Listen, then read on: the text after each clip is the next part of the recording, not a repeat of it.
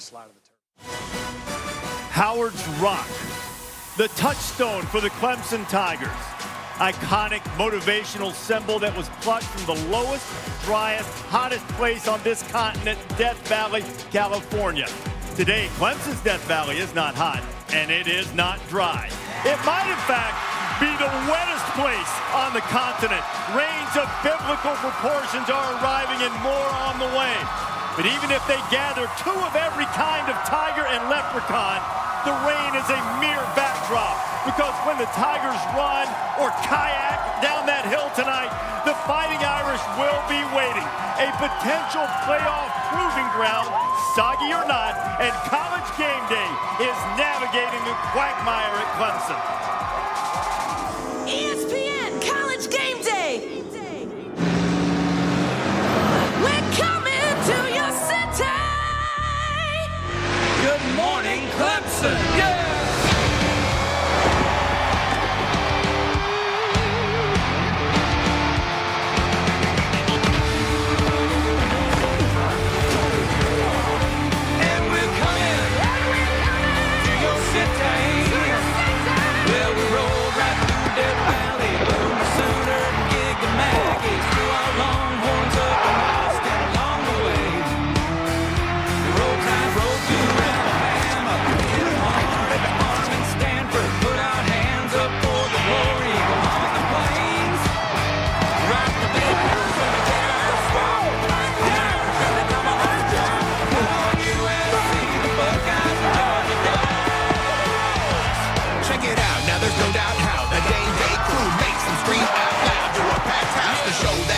On the edge of your seat, breaking down the matchup with powerhouse speak.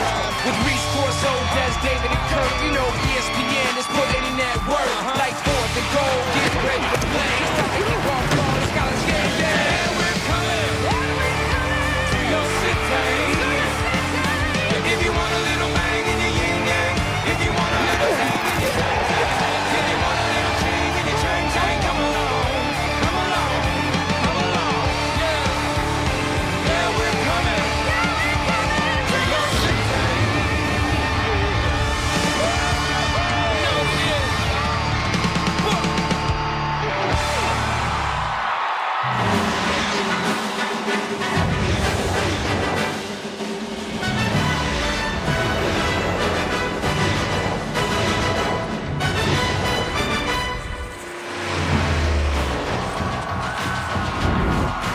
College Game Day, live from Clemson, South Carolina, is built by the Home Depot.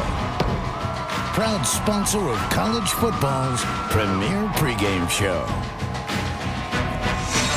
We challenged them at Clemson. The big rain was coming. How many would show up? They started rolling in here about 4 a.m., undaunted by potential historic rainfall here in the state of South Carolina. Fired up about this game tonight as Dabo's Art will try to navigate its way against Notre Dame tonight. Now, here is one of the major issues for college football games played on the eastern seaboard, particularly in the southeast, Hurricane Joaquin. And while Joaquin in and of itself might not be the problem, some of the conditions caused by the hurricane might very well be. So we have the ultimate storm tracker standing by, Jim Cantori from the Weather Channel. It's about 30 miles away from our position in Greenville, South Carolina. We will get plenty on the weather. and you know, Jim's a good guy, but nobody likes to see him coming to your city because he's usually bringing trouble with him.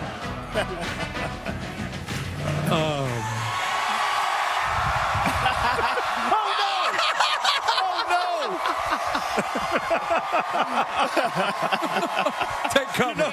Okay, good. Everybody get in there. I thought for a minute he was just leaving us out. Take care of Herbie. All right. Hello. Take a picture of this right here.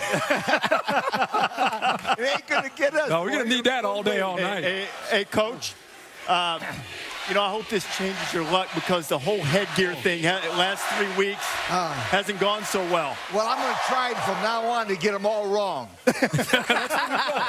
Reverse psychology. Right? Reverse psychology. You're off to a good start. You missed your last 3. It's been like 13 years since you've missed 4. So, you know, I don't know if this is considered inside, but they say raising an umbrella inside is bad luck. So maybe this flips your luck, right? Yeah, maybe. I'll deliver a seance, 4-leaf clover, whatever you need to get things going here. I'm starting to take it personally a little bit. You know, this matchup, one of the reasons Clemson fans so excited, Notre Dame certainly carries the big brand value. 1977, the last time they were here, Coach. 1977 weeks ago, oddly enough. This Notre Dame team, we wonder a lot of time whether it measures up. Well, this is a memo to the Clemson football team. This is not your grandfather's Notre Dame team, big and slow. They got the fastest group of athletes they've had in years. And remember, their whole roster is filled with guys that can run. Hey, beware of the new Irish. They can run.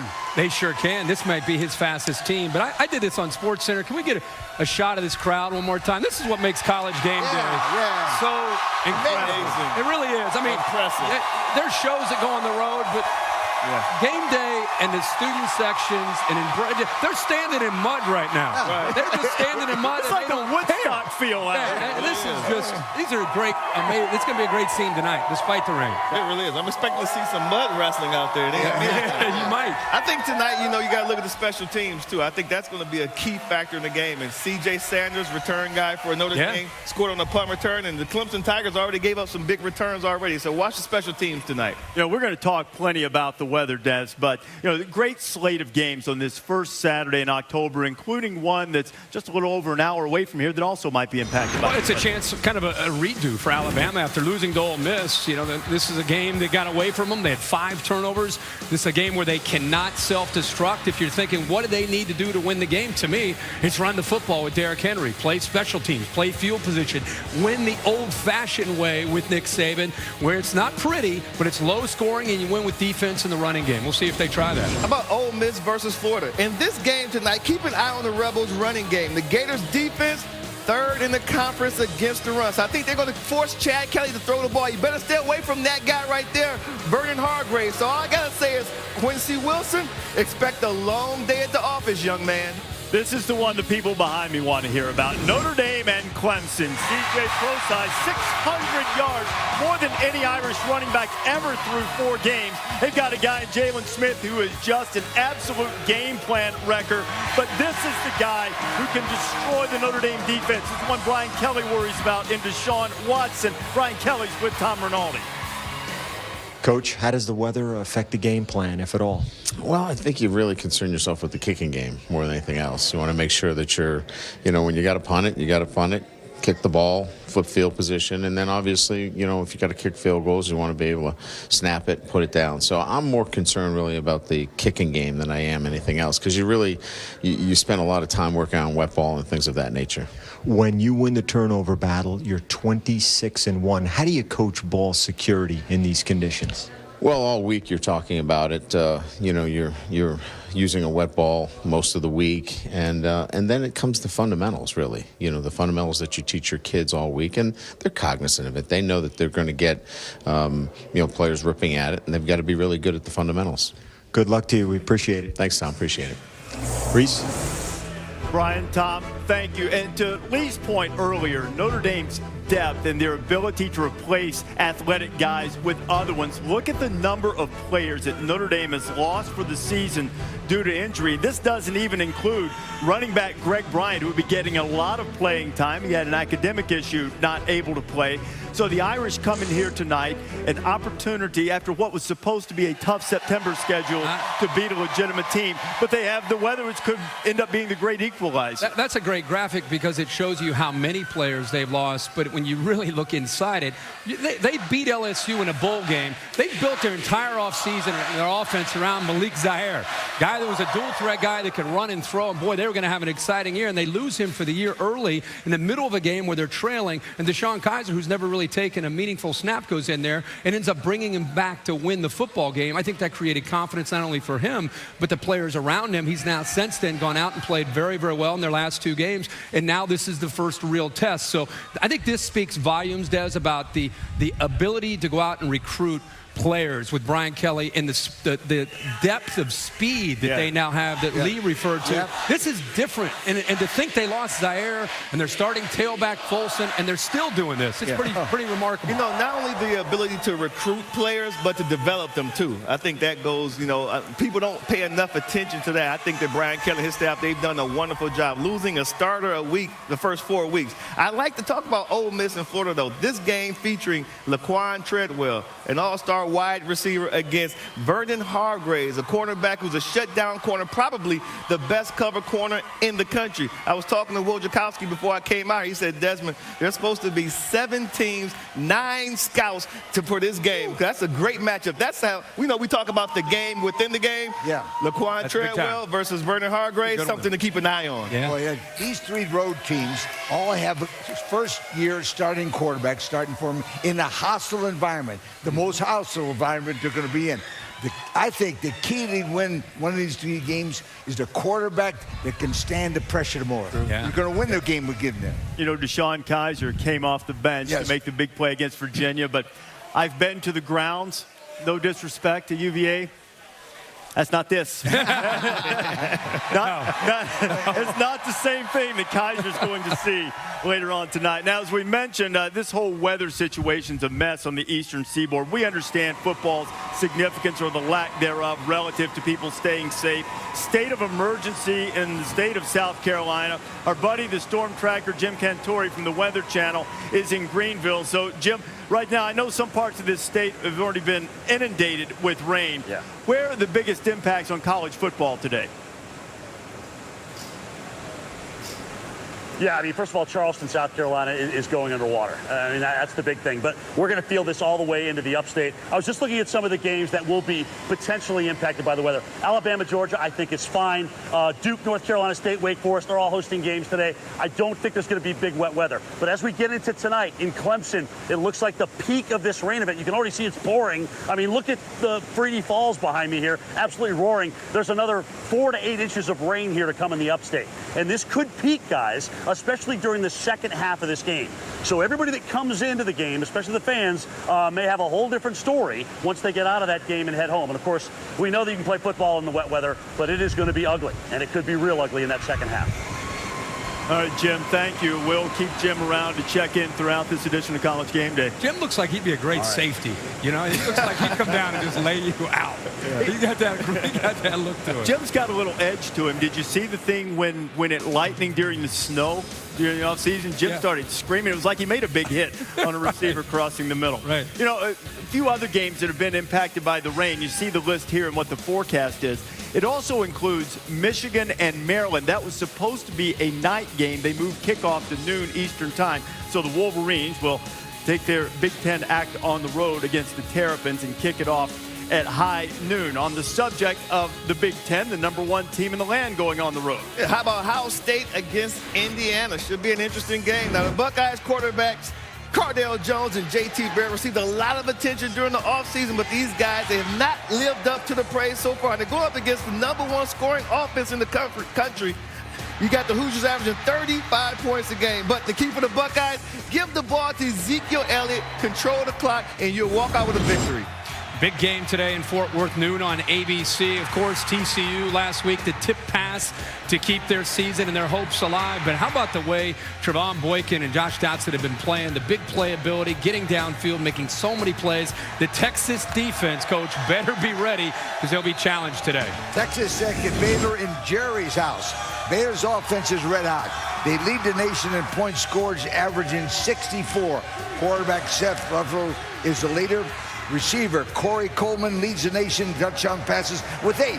They are really tough to stop, the Bears. Also in the Big 12, West Virginia at Oklahoma. Baker Mayfield, Sterling Shepard giving that Sooner offense some swag, but they have a problem today. Carl Joseph leads the nation in picks He'll blow dudes up, too. Veteran defense and good running attack for West Virginia. Sooners better be careful in this one. How about in the Pac-12, ASU versus UCLA? The Sun Devils' feast or famine defense have, well, turned into an offensive feast for most of their opponents. And not looking at the Bruins, but this group last week in Tucson, they ate well. I think they're going to eat again tonight against ASU. The SEC Network, a big one for Brent and Jesse, Mississippi State and Texas A&M. How about Christian Kirk? If you've not seen him play, he and Kyle Allen are putting up huge numbers. But Dak Prescott still plays for the Bulldogs. He'll be running and throwing. He'll be the key today because Myles Garrett, as we know, will be turning up the heat, especially at home, trying to wreak havoc. We have a terrific day of games to start October. 5 matchups between ranked opponents. Alabama expected to enter this game as an underdog for the first time since 2009. Might want to say this quietly. Clemson hasn't been so good in regular season games against ranked opponents. I didn't think they would like that. And should Georgia beat Alabama, look at that little nugget the Bear delivers at the bottom there. Should Georgia beat the Tide, Alabama and Auburn have never started a season 0-2 in conference play in the same year. And you imagine Paul Feinbaum's show next week? Wow. Maybe nobody calls out a morning. A couple of other games to keep an eye on today. I know you love the Commander-in-Chief's trophy. Yes. We have the first round starting there with Air Force and Navy, and Keenan Reynolds just 5 touchdowns away from breaking the all-time rushing touchdowns record. He's the quarterback for the midshipmen. Heartland Trophy. You guys ready for that, right? Oh, yeah. Of course. Iowa and Wisconsin. Yeah. You guys knew that one. Of course. Yeah. What about the Rio Grande Trophy? Who's got something on that one? That LC was talking about that yesterday. Yesterday I was talking about that one, but I turned it over to you. New Mexico State. Oh, Bob Davie. Bob Davie. Bob Davie, our former guy at ESPN. Yeah. You want to talk about a rivalry now? You'll come in there against those Aggies now, trying to take them down. Jesse would love that. Rock and roll with the Lobos. Okay, that's about. You know what? This series dates back to 1894. The first game the Lobos won. Nobody knows the score. Nobody knows the score. The first New Mexico State game. The Bear now, maybe the question will be, will anybody know the score of this one? No. At the end of the night. Doubtful. Outside of Albuquerque. Not so fast, my friend. I'm sure for Bob Davie. Not so fast on that one, my friend. Hey, you better go ahead and start rolling that bump to break now. Bob Davie making a comeback. I don't do it as well as Jesse Palmer. That's pretty good. Inside College Game Day, it has been a long road from Clemson to Oxford for Chad Kelly. Now this Rebel has finally found his quarterback cause. In a sneak peek, what do you see what Samantha Ponder has for us? The future of college football. Quarterbacks preparing with virtual reality. And sometimes these things are really cool. Sometimes they're like not as good, but they're always entertaining. When you have Dance Dance Revolution break out. Oh, look at Beamer. Go Beamer. Go Beamer. Go Beamer. He's doing a twist.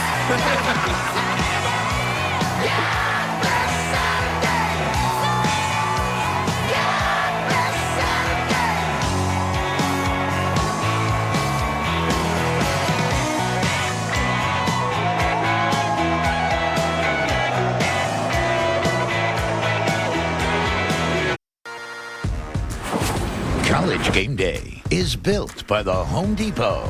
More saving, more doing. That's the power of the Home Depot. And in part by Reese's Peanut Butter Cups. The perfect combination of chocolate and peanut butter. And the Cheese It Real fan cam, and you know what, I'm going to tell you, that might be the most useful mode of transportation by the end of the day. That canoe. There are plenty of real fans out here. Cheese It Real fan cam sweeping over Bowman Field, which is right in the center of the Clemson campus. And the best seat in the house, Section Zero, brought to you by Coke Zero. People out here in the rain gear, but undaunted so far. And there's Dabo enjoying a nice refreshment. Dabo Swinney's going to join us a little bit later on during College Game Day. Why wouldn't he be a crowd favorite among Power 5 teams? Teams have won 10 games the last 4 years. Alabama, Oregon, and Clemson. David Pollack joins us now.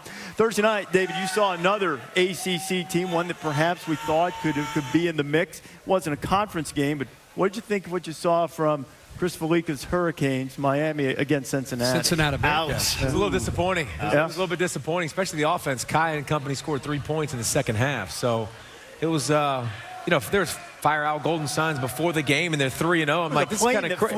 They flew 1,100 miles. It says I flew 1,100 miles just to say fire out golden. Right. And they were 3-0, a chance to go 4-0, which is kind of crazy. But now there's probably going to be Cincinnati Bearcats, though, throwing it around with that backup quarterback. More. How about that? He threw 575 the first time coming in, now off the bullpen, looking good. They've already lost a couple. So the Bear handled it okay, though. The Hurricanes Thursday night. It's like a reverse psychology thing with him. He was acting like he didn't care, acted like he expected it when we were watching him. I did expect it. No, but he was. It gutted him. All smiles. I did expect it. Did I not tell each and every one of you that the game absolutely stunk? Backup quarterback, FSU next week, revenge on the road, 2 DBs down first half. It had all the makings of like 38-34. I actually thought they'd win a close game. Played out exactly how I thought, except for the final result. But you already called next week. You said they'll win next week, I don't know about that right now. I want to take that back. That's the fan part of Bear right there. That's the heart. Ugly win, bounce back next week. Ugly loss. We'll see. Yeah. Last week, Bear, on the board, you were 1-1-1. That whole thing was a mess, though. He couldn't get his logos. He had other. Really? What happened? You had other games. Logo departments. He couldn't find his games up there. I don't want to call out the logo department about the hashtag job or anything, but throw him under the bus. I was missing an FIU logo. Golden Panthers kept the game close. If you would have done the games you were supposed to do, we would have went 2-1. Okay, 1-1-1 last week. 1-1. So it cost him a tie. Okay. Top one on the board there. You have the logos for Nebraska and Illinois. Huskers giving a little over a touchdown without the extra point. Well, Nebraska's pass defense has been terrible. Last week against Southern Miss, they gave it with 10 yards and a 10, like 400 yards. I think Illinois at home, West Lund, I know they're down a couple wide receivers as well, but this is a good chance for Illinois. Our football power index actually has this game as a toss-up type of game. So Illinois is a home underdog. We'll go with the Illini. I get the win for the Big Ten. Wow, and another updated logo for the Bear. How about that? Every week a new one. Got a couple more coming. That's one of the Big Ten games. The Bear saying Illinois is the way to go there. Number 1, Ohio State. They're going to go to Indiana to take on the undefeated Hoosiers. Two of the highest scoring teams in the nation will shoot it out between Texas Tech and Baylor. Now, if you don't get this game on ABC, check ESPN2. It's what we call a reverse mirror, so you can see it on ABC or ESPN2 or on the Watch ESPN app. AT&T Stadium in Arlington, number 5 Baylor and Texas Tech. Red Raiders missed by a tip pass of beating a top 5 team in TCU last week. And then last year, they came within a 2-point conversion of beating Baylor. Remember when Bryce Petty got drilled? Seth Russell had to finish the game. Patrick Mahomes connected with Bradley Marquez. They cut the deficit to 2. And then they couldn't get that 2-point conversion, and Baylor survived 48-46. So today, 2 of the fastest teams in the Power 5 conferences. In fact, among Power 5 teams in terms of tempo, they are the 2 fastest. The over-under earlier this week was 90.5 points. It's dropped to 88.5, but you can expect the offenses to get up and down the field, put big-time points on the board. Red Raiders split quarterback reps this week between Patrick Mahomes, who was banged up in the TCU game, and Davis Webb. They're going to watch all the way through warm-ups. Cliff Kingsbury's saying if Mahomes can move, he will go. Definition of move remains to be seen during pregame warmups. This is a first big test of this season for Baylor in terms of schedule, and Art Briles says he wants his team to be devastatingly dominant. Tom Luganbill with the Bears head coach. Well, Coach, oftentimes people have a preconceived notion of what you guys are offensively, spreading it around, throwing all over the lot. But the balance and the power run game is something that's really stood out, particularly this year.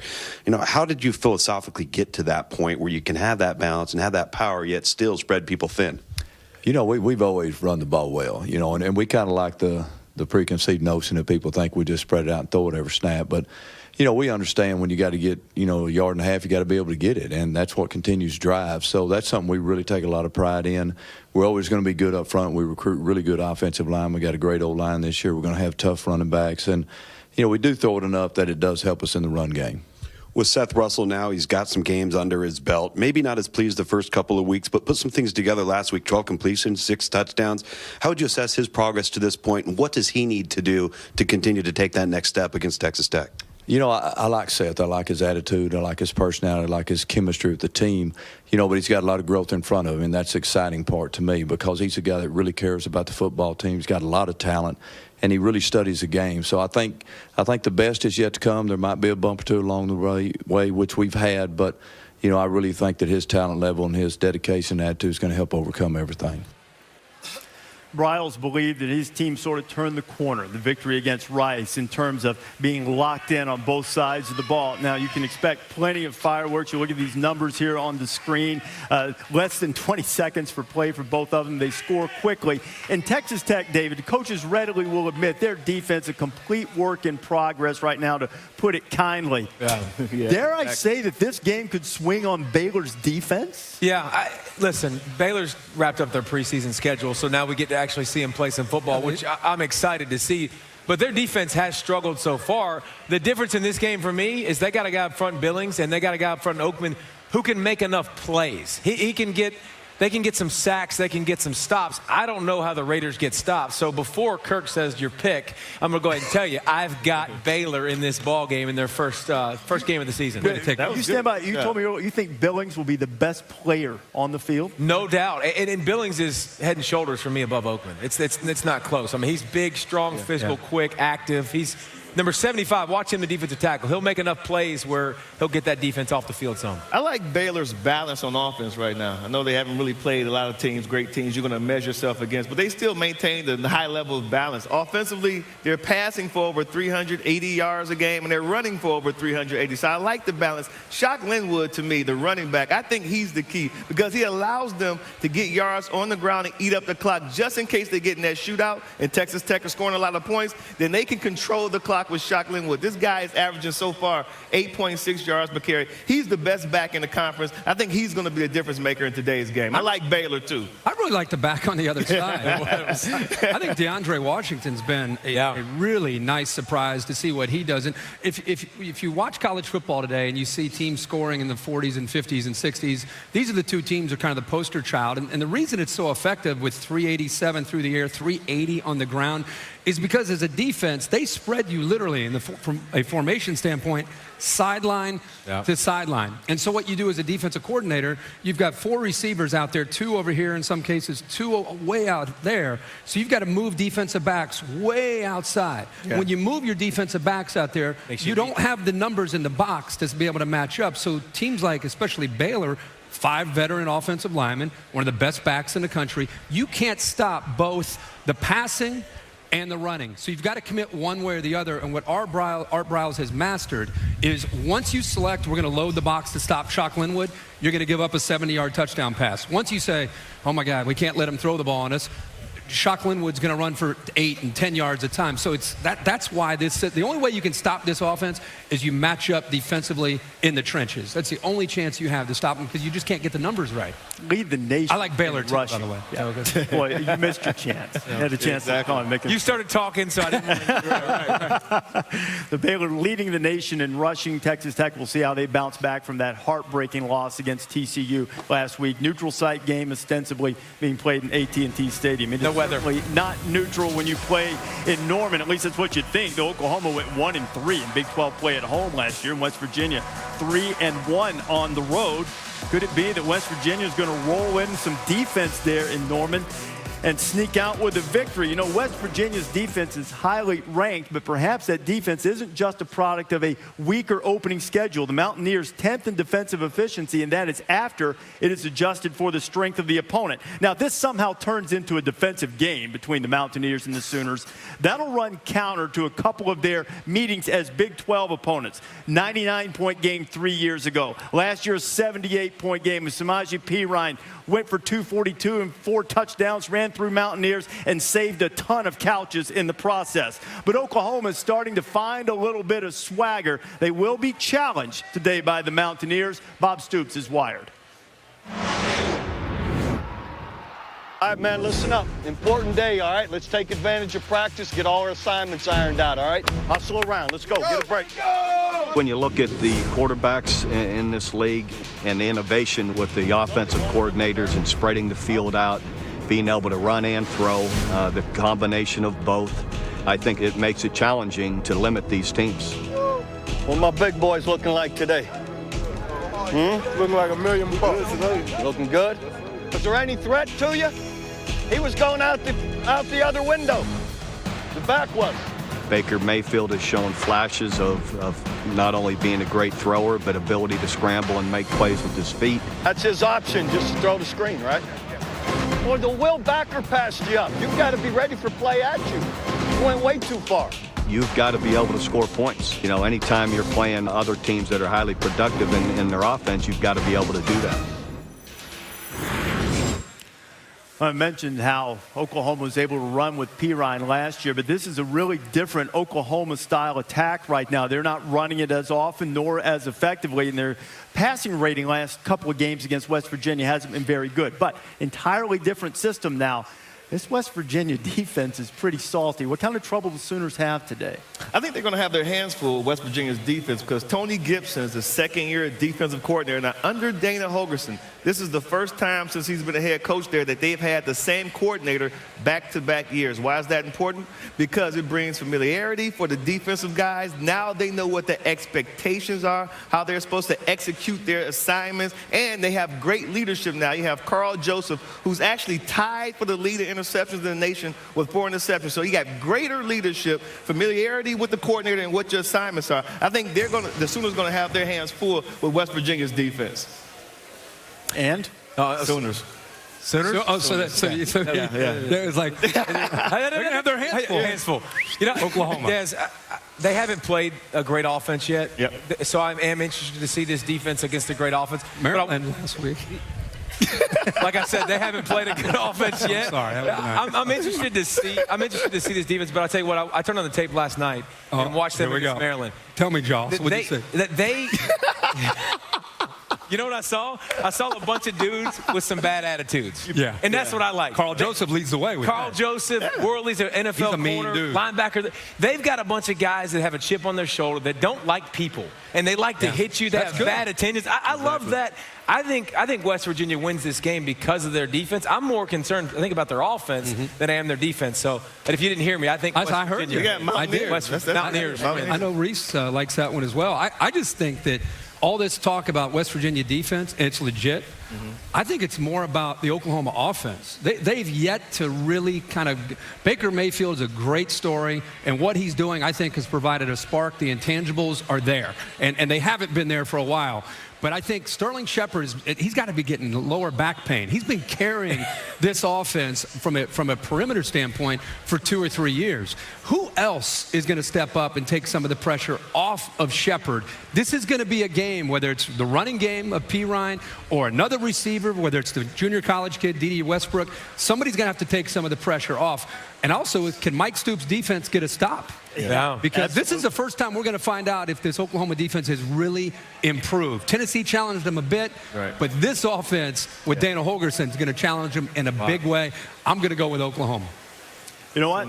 You got Oklahoma. Yes, sir. 2 Oklahomas.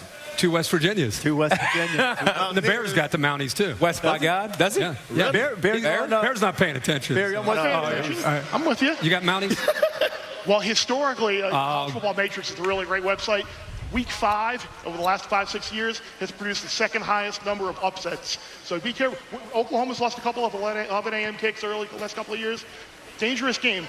They've really struggled against that West Virginia passing the ball. Pirine's got to have a big game today. They haven't run him well at all. No. They had a big game against Tulsa, but what does that mean? This back Pirine was physical and nasty last year. And when they went out and got Lincoln Riley, everybody thought, he's known for spreading it out and spinning it. Exactly. Is he going to be able to do that, bring that, but also not forget what's really like what Baylor does? They spin it, then they run right over top of you. So we might see more of Pirine, I think, today. And on the other side, Oklahoma's given up a 100-yard rusher in the last 2 games. And you have Russell Shell and Wendell Smallwood coming from West Virginia. That'll be a good one. That comes up at noon, West Virginia and Oklahoma. Samantha Ponder is out in the quagmire. Maybe we can get Coach Corso to get that umbrella down to her if she needs it soon. Sam, good morning. I have a tent. I don't know if you can see it. Probably not, but I've got one of those. Good morning, Reese. The Tiger faithful behind me, these fans who have been out here all night and who now have ruined shoes are about to get a little reward because their head coach, the guy who has won at least 10 games since 2011 every single year, he's about to be out on the set for an interview. We'll sure enjoy that, but there's a lot more coming up on College Game Day. The buffet of goodness that is #you had one job. Yeah, that's dirty. That's not right. David and I are going to give you this week's hilarious, ridiculous, and sometimes unbelievable videos in college football and the irresistible force against the easily movable object. Yardage predictions for the mismatch that is Leonard Fournette against the Eastern Michigan defense. And stay tuned for more great game day signs later in the show, brought to you by Pizza Hut. Shout out to all of those signs that are out here with no plastic around them and no waterproof marker. That's a bold move. And the College Football Playoff National Championship Trophy presented by Dr. Pepper, trying to survive the rain out here. Back from soggy and muddy Clemson in just a bit.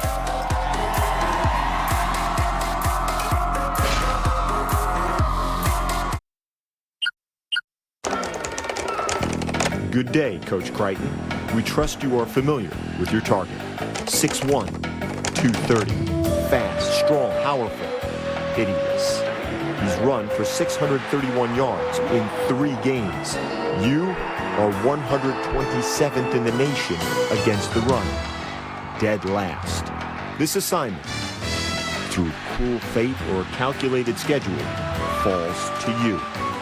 Your mission, should you choose to accept it, is stop Leonard Fournette. Should you or any of your Eagle defense be stiff-armed, run over, or defeated, this narrator will disavow any knowledge of your actions. The tape, however, won't self-destruct in 5 seconds. It will be available as part of Mr. Fournette's Heisman Reel. Good luck. See the video this week of the guy claiming to be a damage lawyer to represent all of Leonard Fournette's victims. Eastern Michigan better have that cat on speed dial. Eastern Michigan is the worst rush defense in college football. These are the opponents so far. And today, as you heard Tom Rinaldi so ably say, they face Leonard Fournette. Aren't they the one that set up that wall, though? Yeah, they knocked it down. Knocked it down. Maybe they can just put that across the whole field. That'd be a good way to do it. I bet he could run through it. He'd go through it or over. How many yards? How many yards? Oh, boy. Well, it depends on how many quarters they let him play. No, he's playing a half. He's gonna hit about, He'll play a half. I'll say he hit about 220 today. 220. Average about 10 yards per carry. I'm going with $175. I say they get down day at the office. I'd say they get him to the 200 mark. Right. Les and the boys are well aware of how many he's at 140, 170. Get him. I'll say 203, 207, right around there. Okay. And then they get him out. Get him out the game. Get him out. Well, it's very scientific. 203, 203. It's not like they don't have other running backs behind him, too. They got a lot of confidence in him. Yeah. So where do you think Leonard Fournette will go in this upcoming NFL draft? Oh, boy. Oh, don't. I think Kirk said he had him number 1 on Kirk's board. Didn't you? On Herb Street's board? Are you serious? Please don't. Are you doing the McShay Kuiper thing now? No. Oh, okay. I'm swinging at people. This sticks it. Okay. That's like, Really? I have like 2 or 3 things that make me actually have a pulse and Gotcha. get mad. Why do you think I said that? I know. I know. I appreciate that. Okay, so you know what? I'm going to say 2 things about this. Number 1, this is a silly thing to talk about because it's a collective bargaining issue with the NFL, and the courts historically have sided with collective bargaining over challenges to it. Doesn't mean they will, but they do. And second, Leonard Fournette didn't start this. He didn't bring it up. No, I mean, what's wrong with just letting him enjoy LSU? That's what stinks for him. Now he's going to get asked about it all the time. I just think the thing that gets lost when people bring this up, and the people that bring it up are big fans of the NFL, and when we discuss it or defend the fact that they need to stay 3, it's like, we're making money off of these players. That's the only reason. I really don't care. The kid went, and if he stays, he goes. I'm just talking about what's good for him and what's good for the game is for him to stay and continue to mature and develop. And I think people underestimate in the NFL world that Leonard Fournette grew up his whole life wanting to wear that uniform. This is college football. It's not Pop Warner. I mean, this dream of trying to win a championship for LSU might actually mean something to him and other players that are in his shoes. So the notion that, you know what, finish this year and then sit out next year and get ready. I don't even bring that up to Leonard Fournette, somebody, and watch what he says to you. And plus, he's the exception. He's not the rule. Yeah, exactly. There's very few freak shows that are like that. Right. I mean, this guy obviously got touched by God. One every 20 years. I'm all for the individual, and if things change, fine. But right now, he didn't start this. No. So let's ask him about it either. Yeah. He's had plenty of fun so far, and he'll probably have a little bit of fun against Eastern Michigan on this day. Got a game in the SEC that ought to be a good one. Kyle Field, Texas A&M, fresh off that overtime win against Arkansas, taking on Mississippi State. That's SEC Network tonight. Brent Musburger, Jesse Palmer, and Maria Taylor. Let me tell you something, laddies. This ought to be a good one here between the Bullies and the Aggies, coming up at 7:30 Eastern time. And you'll see the star defensive end from Texas A&M, Myles Garrett, who has said that he wants to be a paleontologist, amateur or pro. You never hear anybody saying he's going to compromise his education by somehow getting paid to dig up fossils. But he is going to try to dig up some redemption against Mississippi State tonight. He's the SEC sack leader. And Mississippi State's offense might be ripe for the taking. Last year, they ran it 57% of the time. This year, they passed 57% of the time. Dak Prescott, his number of rushing attempts, more than cut in half per game. So Myles Garrett, Deshaun Hall will be able to get after Dak Prescott tonight. That's in theory. And unlike last year, the Aggies believe they have a little staying power after a quick start. We're in a great position to succeed for the long haul throughout this year. We're in a great position to continue being the team that you've seen through the first 4 weeks. Probably the best defense we've faced so far, with speed on the field, linebackers that run well, and a really fast secondary. Knocked down, it's over. From a defensive standpoint, obviously we can't give Prescott a lot of room. But you better tackle him when he's got the ball. That's for sure. He's 220, 230. I don't know. He gets bigger every year. I see him. He's strong, and he's a leader. We might bend, we might get knocked back sometimes. That's going to happen in football, but we're not going to break. Now, a lot of credit going to John Chavis and that A&M defense. You look at their stats, they're really not much different from this point last year, though the defense feels different. On the subject of the offense, they're not going to have Speedy Noyle tonight, but Kevin Sumwood had said when Noyle gets back, they're going to take some things off of Christian Kirk's plate. Why would you do that? No. Why would you want to do that? I would supersize that plate. I would fill that plate up with Christian Kirk. And tell you what, but it's a new piece that Kevin Sumlin has to work with in Jake Spavital. If you want to play man coverage across the board, I love what this is creative right here. Put him in the backfield, slip him out of the backfield. Now watch this. This is just freak show. He's playing in fast motion. Everybody else isn't. Watch this. Look at the vision and the ability to make 1, 2, 3 guys miss. We're at 20 yards after the catch right now, but he's still going, still making people miss. Stiff arm. 4, 5 guys make a miss. It's just amazing. He's a bubble screen guy, right? They're going to give him the ball quick, let him do damage. This is where if he starts bringing this part into his game, this offense and he is going to be unstoppable. They can start making throws down the field. He's going to go, Dez, across the field. He's going to get bubbles. He's going to find ways to find those package plays for him. But if he starts developing like that into receiver, yeah. I love all of their other weapons, and they need to get back Speedy Noyle and company. Of course. That guy, that guy's different. That guy's special. That's a true freshman. I mean, it's unbelievable what he can do. And I didn't even mention the punt return game, Texas A&M. I wasn't finished, Dad. I agree with you. I got the Aggies. I just had to give you your time. I know you need a minute to get it out. I agree with that. I got the Aggies because of their defense, though. When you watch Mississippi State play now, compare them to a year ago, they're not running the ball as effectively as they did a year ago. I think that John Chavis, the defensive coordinator, he's going to be able to load the box. Dak Prescott is not going to beat the Aggies running in between the tackles. He's going to have to throw the ball. And I think he's going to have some cornerbacks out there on the island that John Chavis has some trust in. So they're going to be able to load the box, stop the run. I have the Aggies. Now, I know they struggled last week against Arkansas, but that's more of a matchup issue, because Arkansas is going to play that physical type of ball game that the Aggies just don't respond well to. In my opinion, Mississippi State spread them out. That plays right into the Aggies' hands. I got the Aggies by 10 points. Back in August, everybody talked about the SEC West, and you heard about every single team that had a chance to win the West except one. Mississippi State, and it's because of losing a lot of players around Dak Prescott. Meanwhile, Manny Diaz is taking that defense that Jeff Collins left to go to Florida, and he is doing a remarkable job. Only giving up 14 points a game. A.J. Jefferson, Richie Brown, they get after quarterbacks. One thing about Texas A&M's tape that you did not just see there from David was they're struggling to take care of Kyle Allen. They've given up 12 sacks and a lot of other hits. That's why I'm going with Mississippi State. I'm going with Mississippi State because of their defense and also the running of Dak Prescott and creating. I think he's a bowling ball today, and I like Mississippi State to get it done. A&M's got to prove they can run the ball. Yes. They got to prove they can be physical up front. You're exactly right. They're showing some weakness up front. Yeah. When the Arkansas game unfolded, they pulled out just as they did last year. I think some of the doubts from last year started to creep back in with Texas A&M. They have a chance on the SEC Network tonight to change that big matchup, 7:30 Eastern time. All right, we're going to talk some more football in a minute, but I'm told that something just happened behind us that we really need to see. So, oh, no, wait a minute.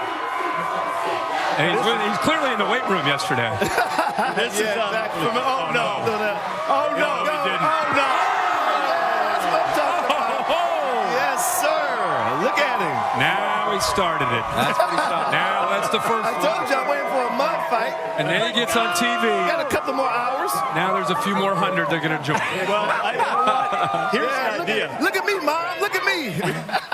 We all, no, I want everybody to do this safely, but this is a football show, so why not a little Oklahoma drill right out there in the middle of Sounds that good. Paul in the ring? Yeah. Look, he offered up. He offered me up right away. Big fella go out there and slop around in the mud. Like to college. You see the kind of weather that we're dealing with here, but it's not just here. In Knoxville, where Tennessee will take on Arkansas in game some are calling the Desperation Bowl. Heavy rains since Thursday. Weather also expected to impact this game on ESPN2, 7 o'clock Eastern time. And boy, both of these teams coming off heartbreak, the turnover by the Hogs that allowed the Aggies to find Christian Kirk down the field, get the game into overtime, and then save it with a defensive play as A&M stayed unbeaten. And then Tennessee giving up 5 fourth-down conversions and then missing a 55-yard field goal and losing a 13-point fourth-quarter lead and losing again in the waning moments. Tennessee's been terrific for about 3.5 quarters. They can't find a way to finish the deal. Both coaches reaching into every motivational ploy that they can find to try to rally their teams for this game, which is huge for the rest of their season. I mean, I look at this game, Arkansas versus Tennessee. I'm like, it's such an unsexy matchup right now. You have Arkansas losing 3 games in a row. Tennessee, a team that a lot of people had high hopes on coming into the season, losing huge marquee matchups against Oklahoma and then against Florida. Not only did they lose the games, but it's the way they lost the game. So these two teams are underachieved in the first month of college football already. I think Tennessee will win because Josh Dobbs will probably make a few more plays. Yeah. But, I mean, this is like a sleeper. I mean, it's like I don't know. It's just not a great matchup to me to be talking about on TV because they don't deserve it. I agree. And a lot of times you want to sprint fast. You want to come out the gates really good. My recommendation is whoever's up in the third quarter, you're going to lose. So just get behind. Make sure you're not ahead coming to the fourth quarter. Tennessee, 2 out of the Oklahoma game, double-digit lead blown. Last game against Florida, double-digit lead blown. Arkansas, Bielema was 0-10 in games decided by 10 points or less. I mean, that's pretty bad. Close games, you got to make plays. Both these teams find a way for something to go wrong. They need something to go right. But I'm with Dez. Joshua Dobbs, to me, is a little bit more dependable, so I'll go with Tennessee. More dependable, but he's coming off a game where he threw 83 yards against Florida. He's only averaging 138 yards. Where has the passing game gone? I mean, they have a great group of wide receivers. To me, it's about becoming more balanced and not just about the running and the creating of Josh Dobbs and Jalen Hurd, but they've got to be able to stretch a defense. And the other thing is, coach fearlessly. I mean, on 4th and 2 in the first quarter, you take a halfback jump pass and go for it at the swamp, and it works. That mentality needs to be for 4 quarters. All of a sudden, they have the lead, and they're coaching not to lose. They're playing to not to lose. That's very different from playing and going after it. This team should be sitting at 4-0, and if they're listening to local talk radio, they have plenty of motivation to get ready to play this game. But to me, I'm going with Tennessee because it's at home, but I think Josh Dobbs needs to stretch out the defense and start airing it out downfield. That's not his call. Right, exactly. But they need to show that they can throw the football. That kid can throw the ball. Yeah, both of those guys, both coaches coaches have been under a lot of fire. Heard about Butch Jones. Brett Bielema stayed up until the wee hours Sunday morning, ended up putting together a presentation of failures turn success stories, like Jay-Z, for instance, and presented it to the team to let them know they can come back. Remember last year? Their last 6 or 7 games, they were as hot as anybody. Right, exactly. So he's probably using that maybe as well. As recent as last year, we started slow and got it going. I'm actually excited to watch that game, but I got problems. Tennessee not expected to have Pig Howard in that game. Auburn trying to get well against San Jose State. They're going to have to deal with the Spartans. Tyler Irvin, who ran for 300 yards against Fresno State. And I know what you're thinking. It's Fresno State. Think about this. Fresno State's rush defense ranks about 15 spots higher than Auburn's. I'm just saying. I got to say. Yeah, but stop the run. No, I'm not. One played Leonard Fournette, and one did not. I got it. But they got it back to deal with on Saturday. Auburn trying to get well as Tennessee and Arkansas also. Still to come on College Game Day from Clemson. How about those locker room celebrations? And there's a popular dance move. Oh, wow. Look at that. Is that the running man? You do not want to miss some of these celebrations. And former Clemson quarterback Chad Kelly's been around the block a time or two. How he has finally found a home at Ole Miss and has the Rebels among the nation's elite. Cheese It Real Fan Cam. I don't know if any of the real fans are going to beat the guy who took a dive into the mud. It is a soggy scene at Bowman Field here. And Tiger fans eagerly awaiting the arrival of Dabo Swinney. And then how about this? Smoking Pig for the College Game Day Home Depot tailgate. How'd that work out for you last night, Herbie? Oh, man. Like Van Pelt said, you almost put myself into a coma so much last night. You know what? You don't have to have any sauce, but I've seen dudes drinking the sauce in that restaurant. And then, what motivates you to do that, though? I just want to know that. We're going to see some more. TV. Yeah. That'll do it. Get on anything for TV.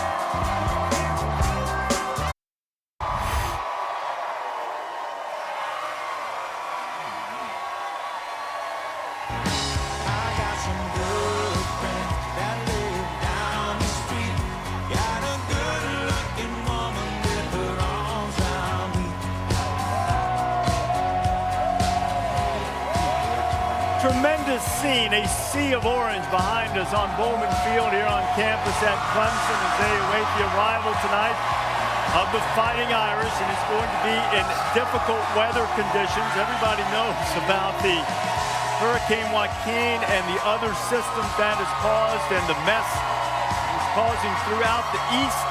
There is Hurricane Joaquin. The hurricane itself starting to turn back out to sea, but it's left a whole lot of rain, particularly in the state of South Carolina, where there is a state of emergency, and the governor, Nikki Haley, here has suggested for the game tonight between Notre Dame and Clemson, if you don't have to go to the game, don't go. And you look out right now, and it's not raining hard, but Jim Cantori, our storm tracker from the Weather Channel, who joined us as a guest earlier in College Game Day, said that the rain would be at its worst probably during the second half of the Notre Dame-Clemson game here at Death Valley tonight, and it's certainly not the only game impacted by heavy rain. Michigan and Maryland, originally scheduled to be a night game, has been moved to noon, where they're still expecting a better than average chance of rain and a little bit of wind as well. And you see the other games that will be impacted by rain. Arkansas and Tennessee is going to see plenty of it, and you're going to see plenty here. Might be cloudy in Bloomington, but no rain expected in the House Lee Corso-Built Memorial Stadium in Bloomington. The Hoosiers welcome the #1 team in the country, IU, 1-55 all-time against top 5 opponents. But they've given the Buckeyes a scare a couple of times, Herbie. They did, especially back in 78 and then 88. Yeah. LC almost had them. You say 78? 78 LC. And then 88, they beat them with Anthony Thompson. Wow. I was thinking 2012. Oh, yeah. 52, they did. 49. That's right. They scored a lot of scoring offense in the conference right now. 38 points a game. So. Last year in Columbus, too. No doubt. But Ohio State escaped, as they have this year. And here are the top 6 teams in the country, with Notre Dame sitting at number 6. Now, this is a significant point in the college football season, because we've seen a month of football. And exactly 1 month from today, on November 3rd, the College Football Playoff Selection Committee will reveal their first set of rankings for the season. So having seen a month of ball and with Ohio State still sitting at number 1 in the polls, thought we would function as the committee a little bit here. A lot of the analytics coach have like 17 different teams literally ranked number 1 in the country. I think most people think it's Ohio State. Do you think it's Ohio State? You think it's Ohio State? I think it's Ohio State based on potential. You think it's Ohio State? No. Neither do I. No Ohio State. Ohio State has beaten nobody. They beat Virginia Tech. They beat Hawaii. They beat 2 directional colleges, Western Michigan and Northern Illinois. They didn't look impressive in either one of them. They've got to be careful today because Indiana can score. I don't have them in my top 5. Okay, that's a little surprising. Who is number 1? What's the difference between Ohio State this year and Florida State last year? Let's get him who's number 1 first, then we'll get there. Who is your number 1? Number 1, Ole Miss. I tell you why Ole Miss. They scored 70 points twice against two cupcakes. They beat Alabama at Alabama, which it stopped a 17-game winning streak, and they had the best win of anybody this year in the country. The best win. No doubt. Ole Miss, number 1. Okay. You and I are boys. You know, I bow down to your honor. Last year, every week, you said Florida State, despite everybody else questioning style points and da-da. Florida State. But what's the difference between Florida State and Ohio State, who, by the way, isn't playing as bad as Florida State did a year ago? Because I went to Florida State. Okay. Real simple. But I'm not. Keep it real. Just keep it real. Because I happened to agree with you last year on Florida State. I agreed with you on Florida State. I mean, because it was almost like we were waiting for them to reach their potential. Talk about this year. I am. Talk about this year. Please. I know, but I'm just saying that it's interesting you had that philosophy last year. I told you why I went there. Okay. Well, that makes a lot of sense. Okay, you said the same thing. You said not Ohio State. For me, to me, if you had a clean slate, no preseason polls, and you just watched the product on the field, in my opinion, you wouldn't rank Ohio State the best team or the most impressive team thus far this season. I don't think you would. To me, they played one great half of football against Virginia Tech that night. Outside of that one second half when Braxton Miller went bananas on 2 explosive plays, they've been good, but they haven't been great or exceptional. Who is number 1? I thought, to me, Coach, I thought the most impressive victory was Michigan State against Oregon up in East Lansing. And I just think that Michigan State, they keep playing at a level where they don't have to keep going up or down. Like, they can sustain their level of play week after week, and they're not going to But if that's the most impressive win, then what impact did Oregon's performance or lack thereof against Utah last week have on the Michigan State win? They weren't at full strength when they played Utah. See, to me, when they played Michigan State that early in the season, that's the best Oregon team you're going to see. That's the best they're going to be all year because you're at full strength for that game. Now, as the games go on and you get hurt, you get injured, then the makeup of your team kind of changes. So that Utah team that played Oregon is not the same Oregon Ducks, in my opinion, that went up to East Lansing,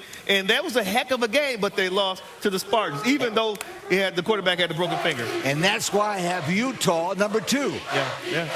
I think that's what Michigan win. I think what Ohio State's dealing with is what Florida State dealt with, what Nick Saban deals with every single year.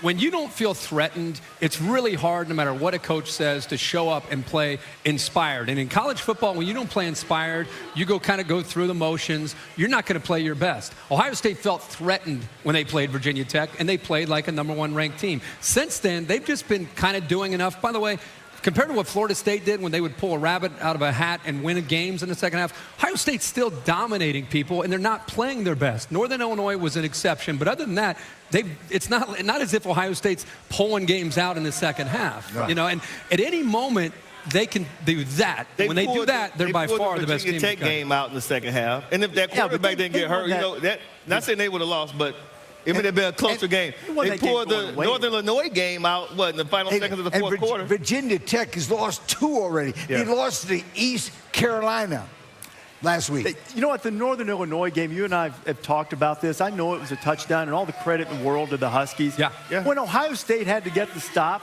Northern Illinois could barely get the snap off. I mean, I think this thing is a little more art than science. If it's just science and give me a computer formula and spit it out.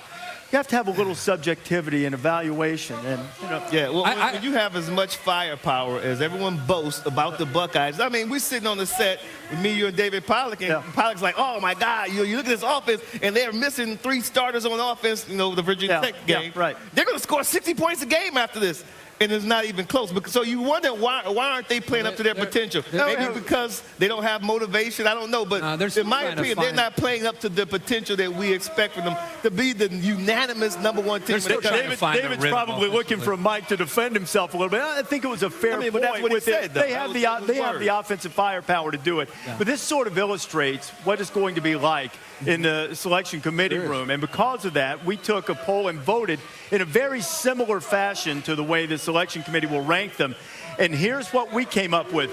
As a whole, UCLA #1, Ohio State not #1, Michigan State and Ole Miss making the top 4 with Utah and LSU just on the outside. You guys were talking while we were debating that about Utah and Ole Miss and Michigan State. And the team that, based on watching them last week, that I've been really impressed with is UCLA because of the injuries that they've had to deal with defensively and how this team with a freshman quarterback has gone about their business. And when you look at, you get on the field before the game and you look at all these different teams and you look at them on the hoof and you think, UCLA looks the way you're supposed to look. Yes, I mean, UCLA is very, very dynamic when it comes to the offensive and defensive lines, the skill people. Jim Mora has that team, despite the injuries. That's the team to keep an eye on without a doubt. I have UCLA 3rd. I have 1st Ole Miss, 2nd Utah, UCLA 3rd.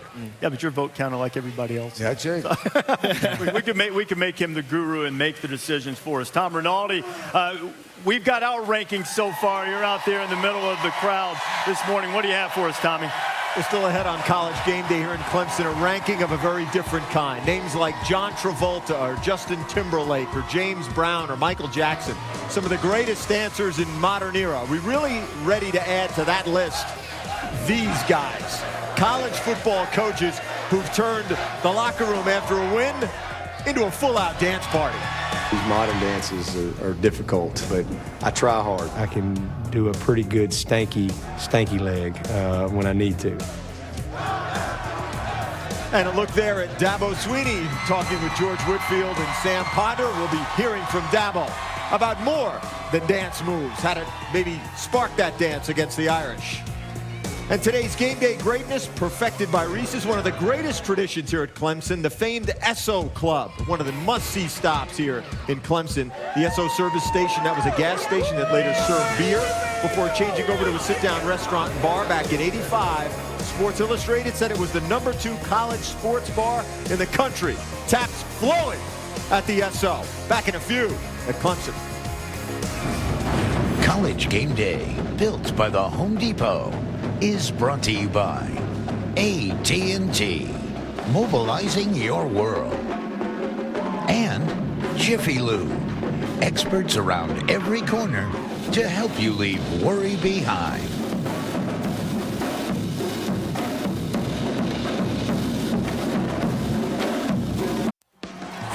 The Cheez-It Real Fan of the Week is brought to you by Cheez-It Grooves. Because at Cheez-It, real cheese matters.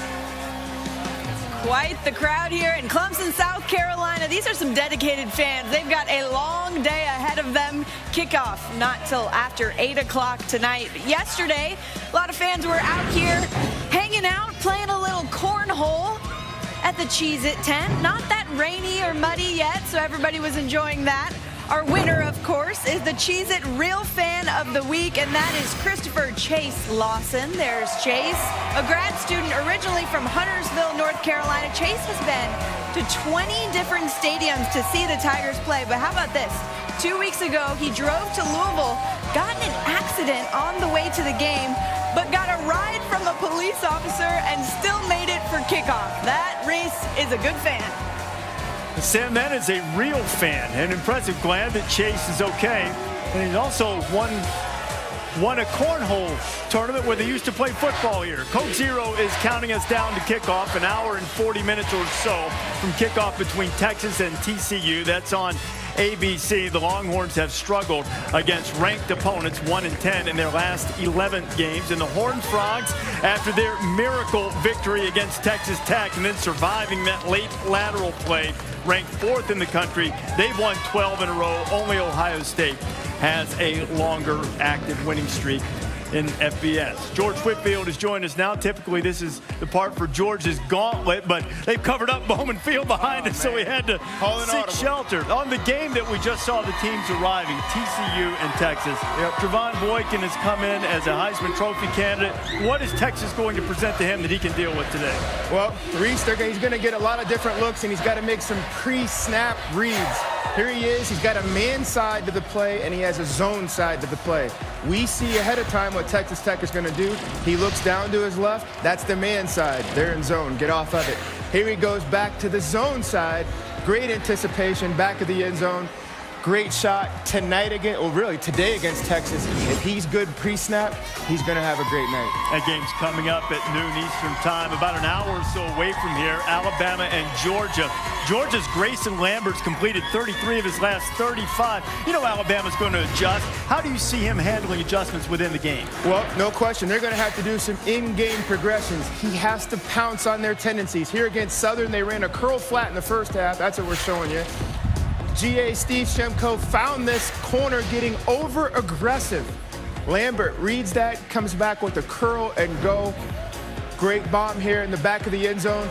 He's going to have to progress within the game because Alabama and Coach Saban are going to shut you off from the original things you do. If he can pounce on the tendencies, he's going to have a great game tonight. And try to challenge Grayson Lambert to beat them. In the game that these people here are most interested in, Notre Dame and Clemson, Deshaun Watson turned a game record by the opposing coach, Brian Kelly. What's important? Well, he's got to stay on time tonight. If he can stay on time versus a disciplined Irish defense, he's going to have success. Here we go against Wofford. You're seeing a cover 3 strong. Linebacker goes to the flats, takes away his first read. Get off of it, but look at his footwork. On time, hits the top of his drop. He's got a seam backside, click up. Beautiful ball over the linebacker, under the free safety. These fans want to see that. He's going to have a great one tonight against Notre Dame if he can stay on time, Reese. Elementary for Deshaun Watson, and if he stays on time and in rhythm, most of these people will be dancing in celebration. Time, rhythm, dance moves, that can only mean one name. Tom Rinaldi. Master of the segue you are, Reese Davis. It's one of those cliches you see on greeting cards or on office walls. Dance like nobody's watching. Well, when these guys dance, it turns out a lot of people, maybe too many, are watching. College football coaches who are turning the glow of victory and the locker room celebration after a win into the sports after party. It is the most sacred space, the most holy chamber of the sport. The locker room. Hallowed, hushed. Until it's not.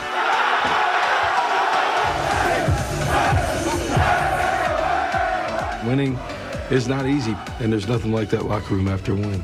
The excitement and the fun of pursuing it, chasing it, going after it, it's over. It's a special feeling. When you come through with that victory, and you come back in there and you're celebrating with just your guys, I don't know if there's a better feeling in sports. The release of the locker room takes many forms, from the presentation of a game ball to the traditional singing of the fight song. The range of emotion stretches the mind. As when BYU beat Nebraska, Coach Bronco Mendenhall crowd-surfed his own players. And moments later, consoled quarterback Taysom Hill, whose season ended to a foot injury. I don't think that people really realize how emotional players can be and how much they put into a particular game, a season. Recently, however, there's been a disturbing development and inexplicable trend adding to the post-game after-party. It's coaches doing this.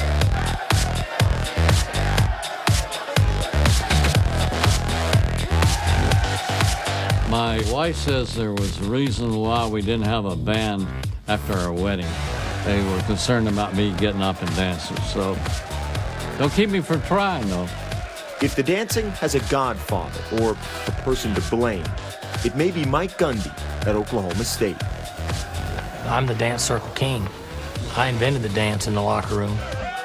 Gundy's legacy has spread like a virus. The plague has moved from the locker room to the practice field to the public eye. We never seen no moves like that. Never. You know, if that was something they did back in his days, I think he should have kept him back there. I got all kind of grief from my players that about my abilities to move. Hell, I enjoy it, so that's the way it's going to go. No coach seems to dance more with less self-awareness than Clemson's Dabo Swinney. I don't think that the world is quite ready for his interpretation of whatever that was. I used to hold my break back, now I'm letting go. Well, he kind of reminds me of everybody's favorite uncle who gets drunk at the wedding. Execution is not always excellent, but my effort, I think, is tremendous. The players try to teach me, but I just kind of jump in there and go with it. This is how he does the whip. He doesn't really know how to whip it. He just kind of, and then he's a wild guy. He's trying his best. He's probably practicing at home. Oh, we're not looking. If you've watched my dance moves, they're kind of spontaneous. Not a lot of practice has gone into what I do. I can do a pretty good stanky leg when I need to.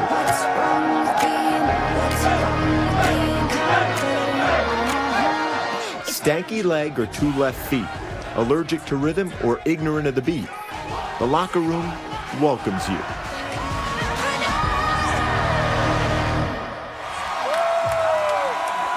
Brian Kelly can't whip like Dabo, and I don't think any of us want to see that proven wrong. There are some things you see that you just can't unsee. We want to thank Julianne and Carrie Ann from Dancing with the Stars, who gave their evaluation of Dabo Swinney. Now for his own defense, the grilling from Sam Ponder. Sam? Coach, can you please just give the people what they want? Can we see a little bit more right now? The feature wasn't enough. I know it's still early in the morning, but do you want to see him dance? Do you want to see the man dance? I'll wait. Oh, that's all we're going to get. It's early. Coach, who do you hear from most about your dance moves? Is it the wife? Is it players? What are you hearing? Probably my three sons. I've got 2 high schoolers and a 6th grader. So I think they lose a lot of swag points. That's what I'm talking about right there. Hey, listen, the fun is in the winning. And I plan on doing some dancing tonight in Death Valley, South Carolina. That guy's doing all the dancing for everybody and not really sure what's going on there. We're going to keep it moving. All right, Coach, it's not raining right now, but of course everyone's been talking about the weather. It's expected to be a little crazy out on the field tonight, but I want to know, did you hear what your governor said? That if you don't have to go to the game, don't go. I want to know your response to that. I didn't hear that, but I'm not worried about people showing up for the game tonight. It's going to be a rocking crowd. They're here already. Yep. Coach, we'll be ready. In terms of preparation for a game like this, I know you have a special system underneath the field to try and keep things dry, but how do you prepare differently as a coach to get your players ready for that kind of element? Listen, we all do wet ball drills and all that type of stuff, and we practice that way. The biggest thing, the message to your team is it's the same for both sides. If we're a better team than them on a dry field, we're a better team on a wet field. So it doesn't matter. Just go play the game. The same things that would have won the game on a dry field are the same things on a wet field. Taking care of the football, making a difference in special teams, winning your matchups, winning in the trenches. That's not going to change. You mentioned matchups, and I know your defensive coordinator, Brent Venables, talked about this week that he thinks Will Fuller is probably the best wide receiver in the nation. So what's the approach in trying to be effective against this guy? We just got to do what we do. We got to win our matchup. It's just that simple. if we're a great secondary, then it'll show tonight. He's an unbelievably talented wide receiver. There's no question about that. He's gifted. He's great with his body control. He's very, very fast, and he's an excellent route runner. He makes things look the same, which puts even more pressure on your secondary. But we think we got some good players on the back end, so that's just one of those things that's going to make this game even that more special to watch. You've definitely got some good players all over the place, but one of the guys you're up against tonight, I mean, you've dealt with handling a young but talented quarterback in hostile environments. You've got one on the other side in Deshaun Kaiser. What do you think works best against a guy who really hasn't been in this type of environment before? Listen, hey, it's the battle of the Deshaun's tonight. Deshaun Kaiser is very impressive to me. He is very poised. And what I really am impressed with is he's a guy that had not gotten a lot of reps, but he was prepared for his opportunity. Listen, we expect him to come into the Death Valley prepared. Brian Kelly's a great coach. He'll be ready to play. We're really more concerned about Clemson and us doing our job, and all the rest take care of itself. Coach, I think I'm like everybody at home. I'm a little distracted because this guy. I hope people heard what you said, Coach. That guy's making, I don't know if fun is the right word, but it's been interesting. Coach, can Jesus get a ticket now? Just last thing for you. I know you said Jesus couldn't even get a ticket to this game. Can you just clarify? Me and Jesus had a nice talk, and he's got a front row seat. He'll be in attendance tonight, no doubt about it. Jesus at the game tonight. Notre Dame fans will like that too. Reese, take it away. Well, Sam, he can walk on water, so that's probably a good thing. Good point. For the game coming tonight. When we've been to Clemson before, we've had a lot of crowd involvement over the years, don't you think? The sloppy body guys back again this year. Okay, now, 2 years ago, while David Pollock was talking, I believe it's the same dude. Same dude. Same guy. Right behind Pollock. And here he is today. A little wetter. Fur still flying. The fur's out. He's a little heavier now. He put on a few LBs. Hey, Coach, when you follow that liquid diet that they often do in college, sometimes that'll do it to you. Still to come on College Game Day. That guy had one job and he accomplished it. What if you had one job and it just didn't quite work out? Sam will give you the "you had one job" along with David coming up. And how perhaps the greatest game Alabama and Georgia ever played turned on one of the worst non-calls in the history of the sport. What do you hear what Gino has to say about that one? Alabama and Georgia preview coming ahead. And the Coke Zero, Section Zero, the fans with the best seat in the house. You get a clear view of fur flying guy if you're up there in Section Zero. And across the fruited plain, tailgating, getting ready for a huge day, the first Saturday in October of college football. First flying. Jack Black. Look at that.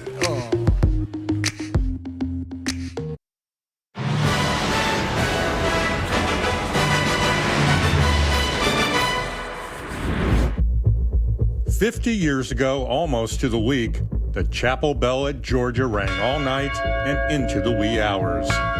Ding dong, mighty Alabama was dead. Frankfurt Stadium has gone wild. Done in by a play or a travesty that produced the biggest upset in Bulldogs history.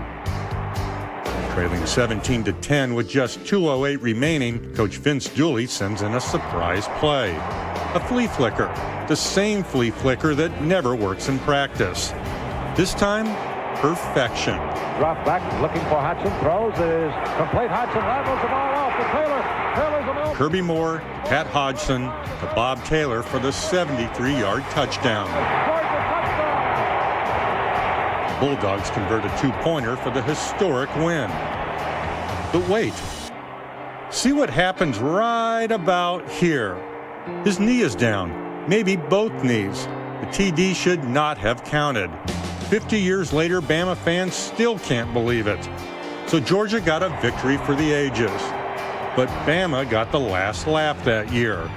It won another national title. Ding dong that, Georgia.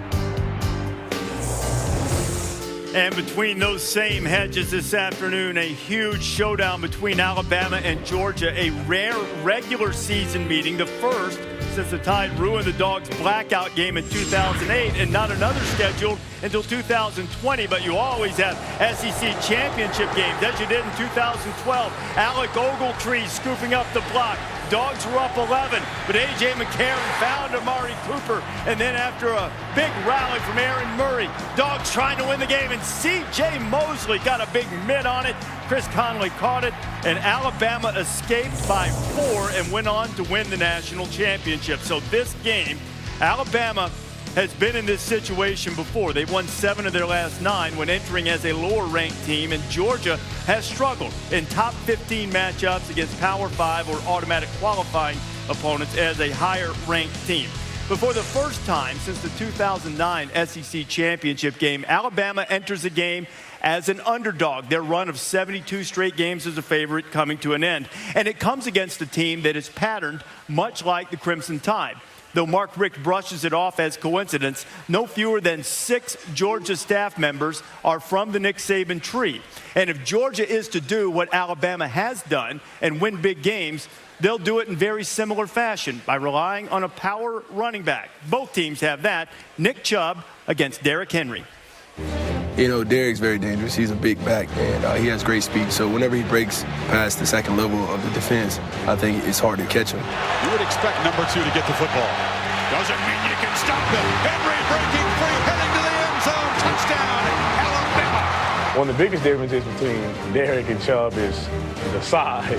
Derrick Henry is 6'4", 240, and runs a 4.3. Obviously, Derrick Henry is a little bigger, and Nick Chubb's, I think a little quicker. Breaks free at the 45, 40, near sideline, 30, 20, kiss him goodbye, he's gone. Touchdown, Chubb. Derrick and I are very similar running backs. We make one cut, get downhill, not very flashy. What made Nick a freak on the field is he's unstoppable. It doesn't matter what you do. At the moment of truth, he will prevail. He's a good player, and we respect him. But, it's up to us to go out there and try to limit him and what their offense likes to do, and that's running the ball. David Pollock is back with us. And, David, Alabama's made mistakes when pressure has been applied, and Georgia's defense can certainly do that. They can. And I tell you what, they got one of the most versatile players in the country with Leonard Floyd. I mean, he plays all over the place, and he's long, he's 6'6", but when you see him, he lines up a defensive end or outside backer and rushes the quarterback as well as anybody in the country. Look at him in the stunt. They move him around really hard. He's really disruptive there. Then he can play in the box. He's doing this a lot this year. And not only is he the best defensive end, he's the best linebacker Georgia has. Can come up, can fill the run, can make plays. And this is where he's an absolute freak show. In the slot. This guy can play man coverage with wide receivers. Watch him run with this wide receiver. 6'6", 250, long strides, can get down the field. He's a chess piece that Jeremy Pruitt loves having, Des. He can do everything. He can play in the middle. He can play on the outside. He's a guy that's almost unblockable and has to make a lot of plays for Georgia against this Alabama offense. Who you got? My apologies, Des. No you know problem. what? I think it's time. I just think it's time for Georgia, and I think they're going to win a big game today. I know that it's against them, and I know they're technically the favorite. But I think they're going to get it done. I think they're going to win a big game, and I think they're going to win in Athens. Well, I think that they're due for a big win. There's no doubt about that. I think that Alabama will win because of Alabama's defense. Alabama's defense, they're built for this type of game. I have an amazing amount of respect for Nick Chubb. He's had a fabulous career so far at Georgia. I didn't think he was going to be able to play the way he played a year ago, and he's been able to continue that same pace. So he's an outstanding running back. But when you look at the way Alabama's defense has been constructed, they're built for the run. They're going to stop the run. You have guys like Ashawn Robinson, Jaron Reed, both guys right there in the middle at 300-plus pounds, and then Reggie Ragland, a guy who can go sideline to sideline, an outstanding linebacker. I think that Alabama's going to win this game because, first of all, they think they let one slip away against Ole Miss. They couldn't have played any worse, and now they know their backs are against the wall as far as making it to the playoff. They need to win this game. I got Alabama, Coach. It's up front. It really counts, and never more than this game. Georgia is number 2 rushing, and Nick Chubb, we talked about him. He has 12 straight 100-yard rushing games. Then there's Derrick Henry, who leads the SEC in rushing and scored 8 touchdowns. Kirk, this is a big boys game. It's going to be one on the line of scrimmage. Both these guys know this defenses know how to stop the run. And then big boy game, boy. Put the bands on. You know, you're on that 0-3 streak. I'm starting to look ahead. I'm getting nervous for you. You got to break that streak today.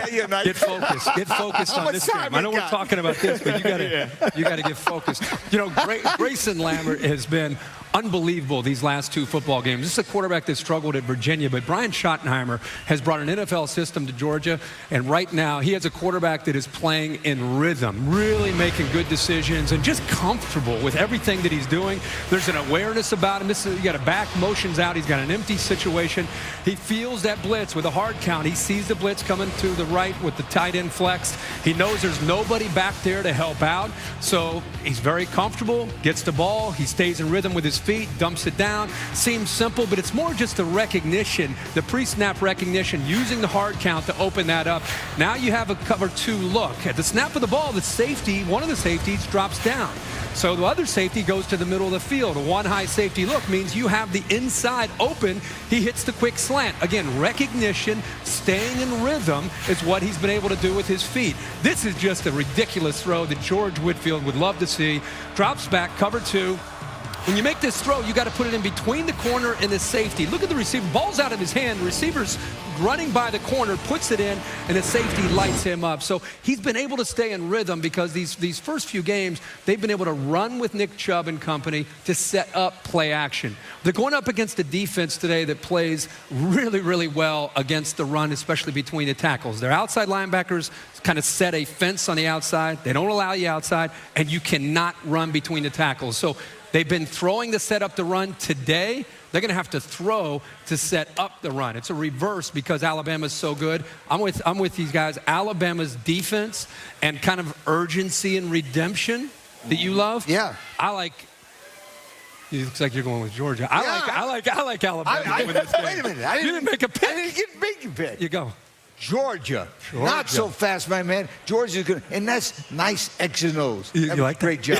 Good breakdown, right? Yeah. Lambert, I got Bama. I got Alabama. I got Georgia. Completed, 33 of his last 35 passes. Yes. The most important pass he completed was to the new Miss Georgia. His girlfriend is going to be crowned Miss Georgia during this game because Miss Georgia became Miss America. So there you go. Grayson's on a winning streak. No wonder he's in rhythm. Yeah. No wonder the feet, everything's in sync. There we go. Everything's working for Georgia. Bulldogs and Alabama coming up this afternoon in a huge game for both teams. And last week's game for Georgia was supposed to be just a warm-up for this one, but it ended up carrying great emotional significance. Last Saturday, the Bulldogs took on Southern University, and Jaguars wide receiver Devon Gale suffered a spinal injury while blocking on a kickoff return. He had surgery at Athens Regional Hospital, and Wednesday was moved to the Shepherd Center for rehabilitation in Atlanta. He has movement in his upper body. Southern has set up a Devon Gale's Fund to provide financial assistance to the family, and Georgia players and coaches across all sports have been remarkable in showing both their support on social media and directly with visits and all kinds of support that you can imagine. And certainly, we extend our very best to Devon Gales and wish him a speedy and complete recovery. Our thoughts and prayers with him for sure. Game day back in Clemson right after this. Countdown to Kickoff is brought to you by Coke Zero. All taste, 0 calories. Try a new game day tradition. You take a look at Section 0 and work your way through the crowd here at Bowman Field in Clemson. You'll find Emily Hodson, who is this week's Home Depot Tailgate Titan winner here in Clemson. She is all the way from Collegeville, Pennsylvania. Her job is complete as the Tailgate Titan. What about others who had one job, Sam and David? Yeah, David, actually, you were the one that called out the sloppy body guy last time we were here, right? Yeah, You think sloppy. he makes you had one job for next week? He could. He's got a sloppier body. Maybe he needs to pick it up. I think he's doing his job quite well. All right, a lot to get to this week. Let's start at the Rutgers game. I believe they were playing Kansas.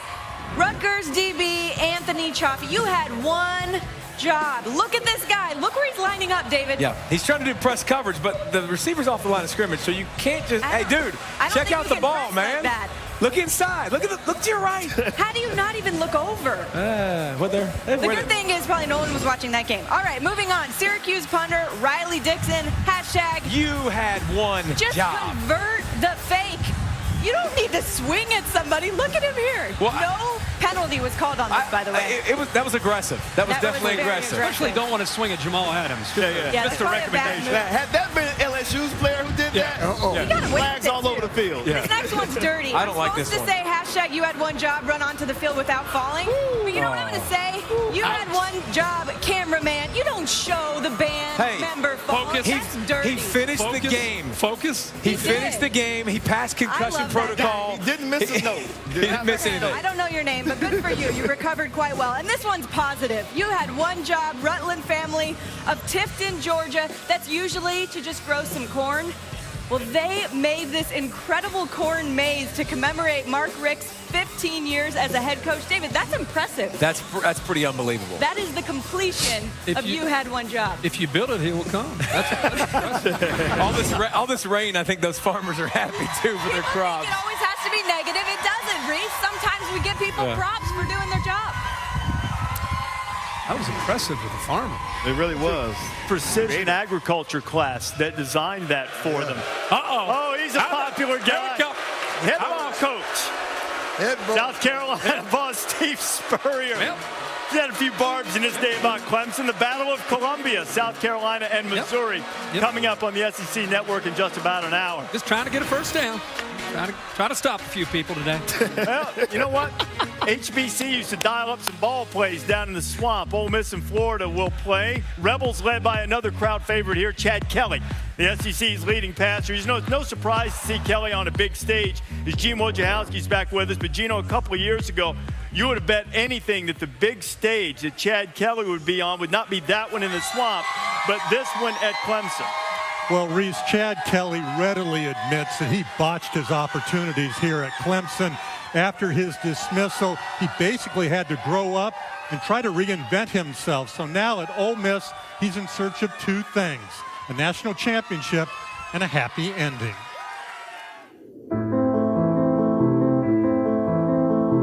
Thank you, sir. Appreciate it. Yes, sir. Take care of the healthy spot over here.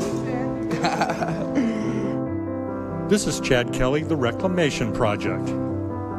His story has already been written, the first few chapters. Now, how does he want it to end? I can't be more thankful for Coach Freeze to let me be a part of this great team. It hurts inside that I even thought about even attempting to ruin it. Chad Kelly's football journey didn't begin at Ole Miss, but at Clemson, where in 2012, after being passed over for the starting quarterback job, he had a major meltdown. Chad Kelly has been dismissed from his college football team. The quarterback apparently didn't see eye to eye with his coaches. He's still a young player, and a big part of this position is maturity and leadership. Being kicked off a team, I mean, my mom cried, my dad cried, I cried. I was like, man, I really got to change my life. The change began here in Scuba, Mississippi. Population 760. There was no outside distractions because there's not anything there to do. That was one of the best things for me, to really find who I really am. Kelly led East Mississippi to the 2014 Junior College National Championship. Hugh Freeze had serious reservations about Kelly, but still offered him a scholarship to Ole Miss last December. There was an absolute fear of failure and an absolute problem with trusting authority. I was just thoroughly convinced that this kid really wanted someone to say, I love you, I'm going to take a chance. A week later, that opportunity was in jeopardy after Kelly's arrest at a bar in his hometown of Buffalo. He would plead guilty to disorderly conduct and plead with Freeze to keep his scholarship. I thought it was all over when that happened.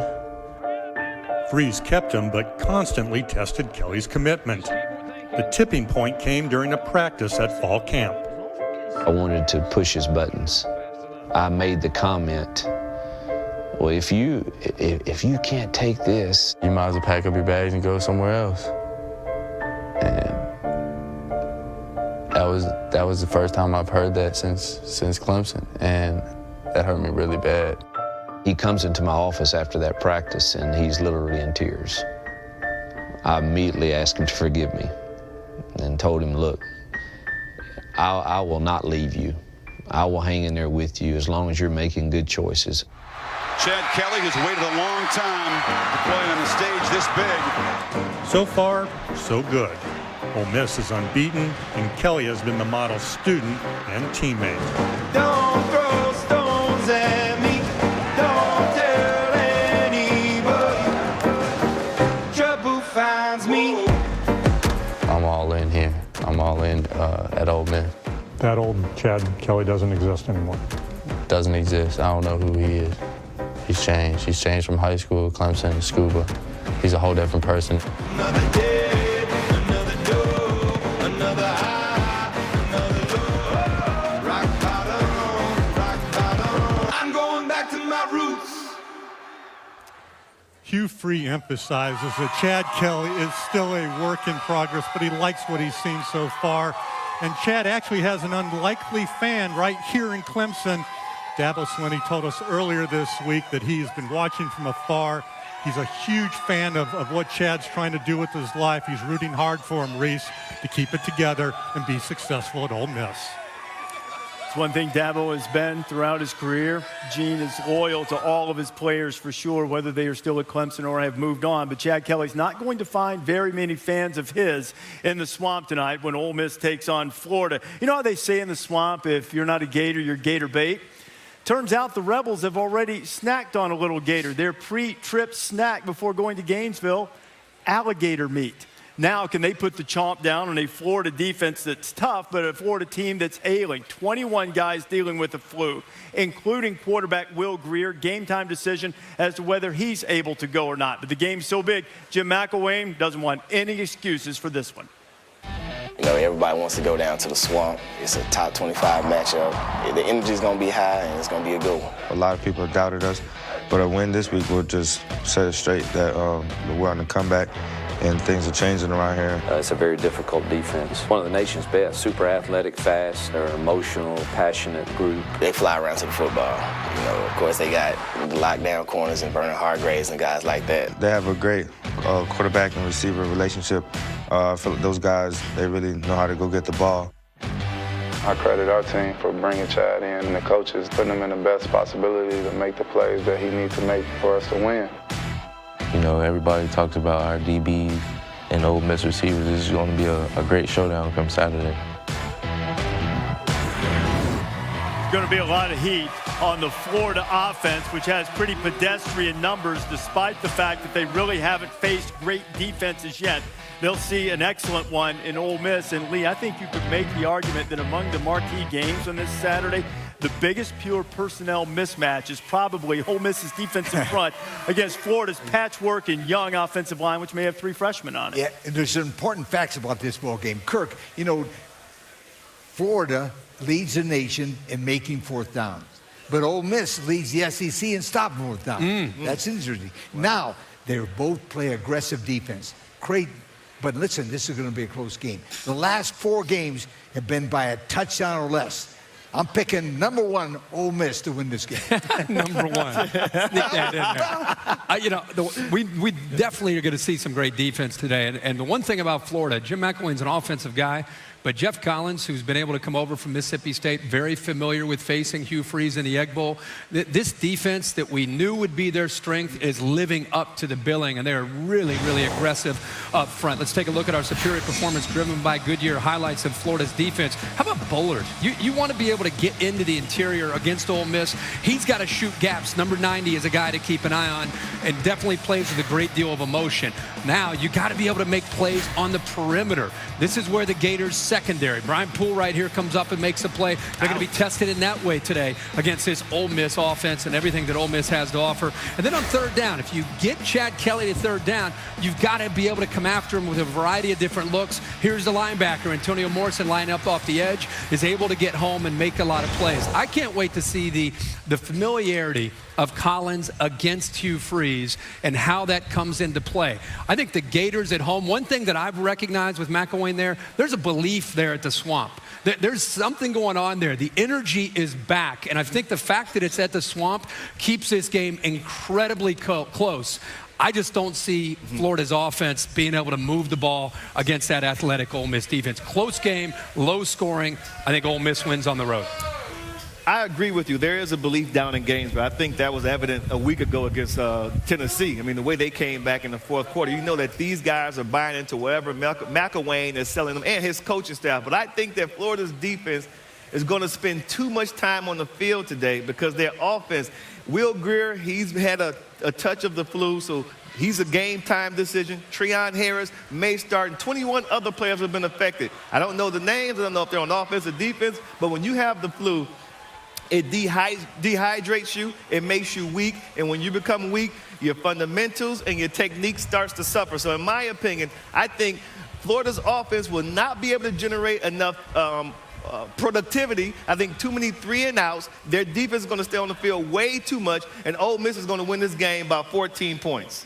You know, Florida was just set to get flu shots right before they had this little outbreak. They've had some guys wearing the surgical mask to try to keep it from spreading anymore. But I noticed that the Bear has this game. Yes. It will be 7 o'clock on ESPN on the board. What do you have for us there, Bear?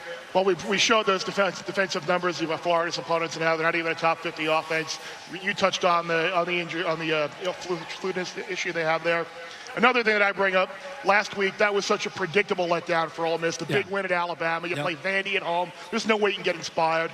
Next week, New Mexico State, another non-conference game. They're locked in. Florida's going to have Ole Miss's full attention. I think the Rebels go on the road to get the win. Yeah, on the win. Good call, big. Bear. Good call. Big, right? Big. By a touchdown and a field goal, right? And safety. One more on the board. You see that we'll get back to the Bear a little bit later on. Also going to have our Saturday Super Dogs, the guys picking huge upsets coming up. And Coke Zero is counting us down to kickoff across the country at noon. On the SEC Network, Lorenzo Nunez going to go for Steve Spurrier at quarterback. You know, he had a solid day running and passing against UCF, made his biggest noise by making a block, winning over his teammates. That's South Carolina, Missouri. At noon on ABC, Gerard Hurd, the dynamic young Texas quarterback. He is an explosive play waiting to happen, but wait until you hear the explosive comment that Gary Patterson just made about Texas. Getting a little testy. People willing to mess with Texas. They'll kick off in less than an hour. And College Game Day still rolling on from Clemson.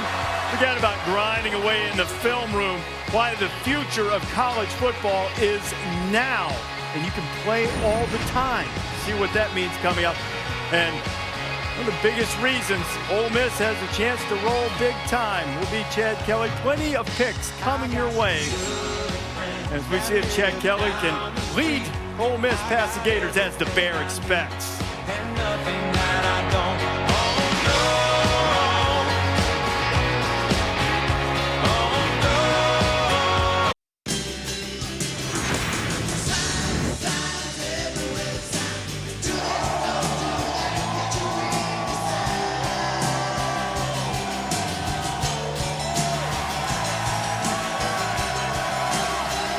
Boy, what a turnout here.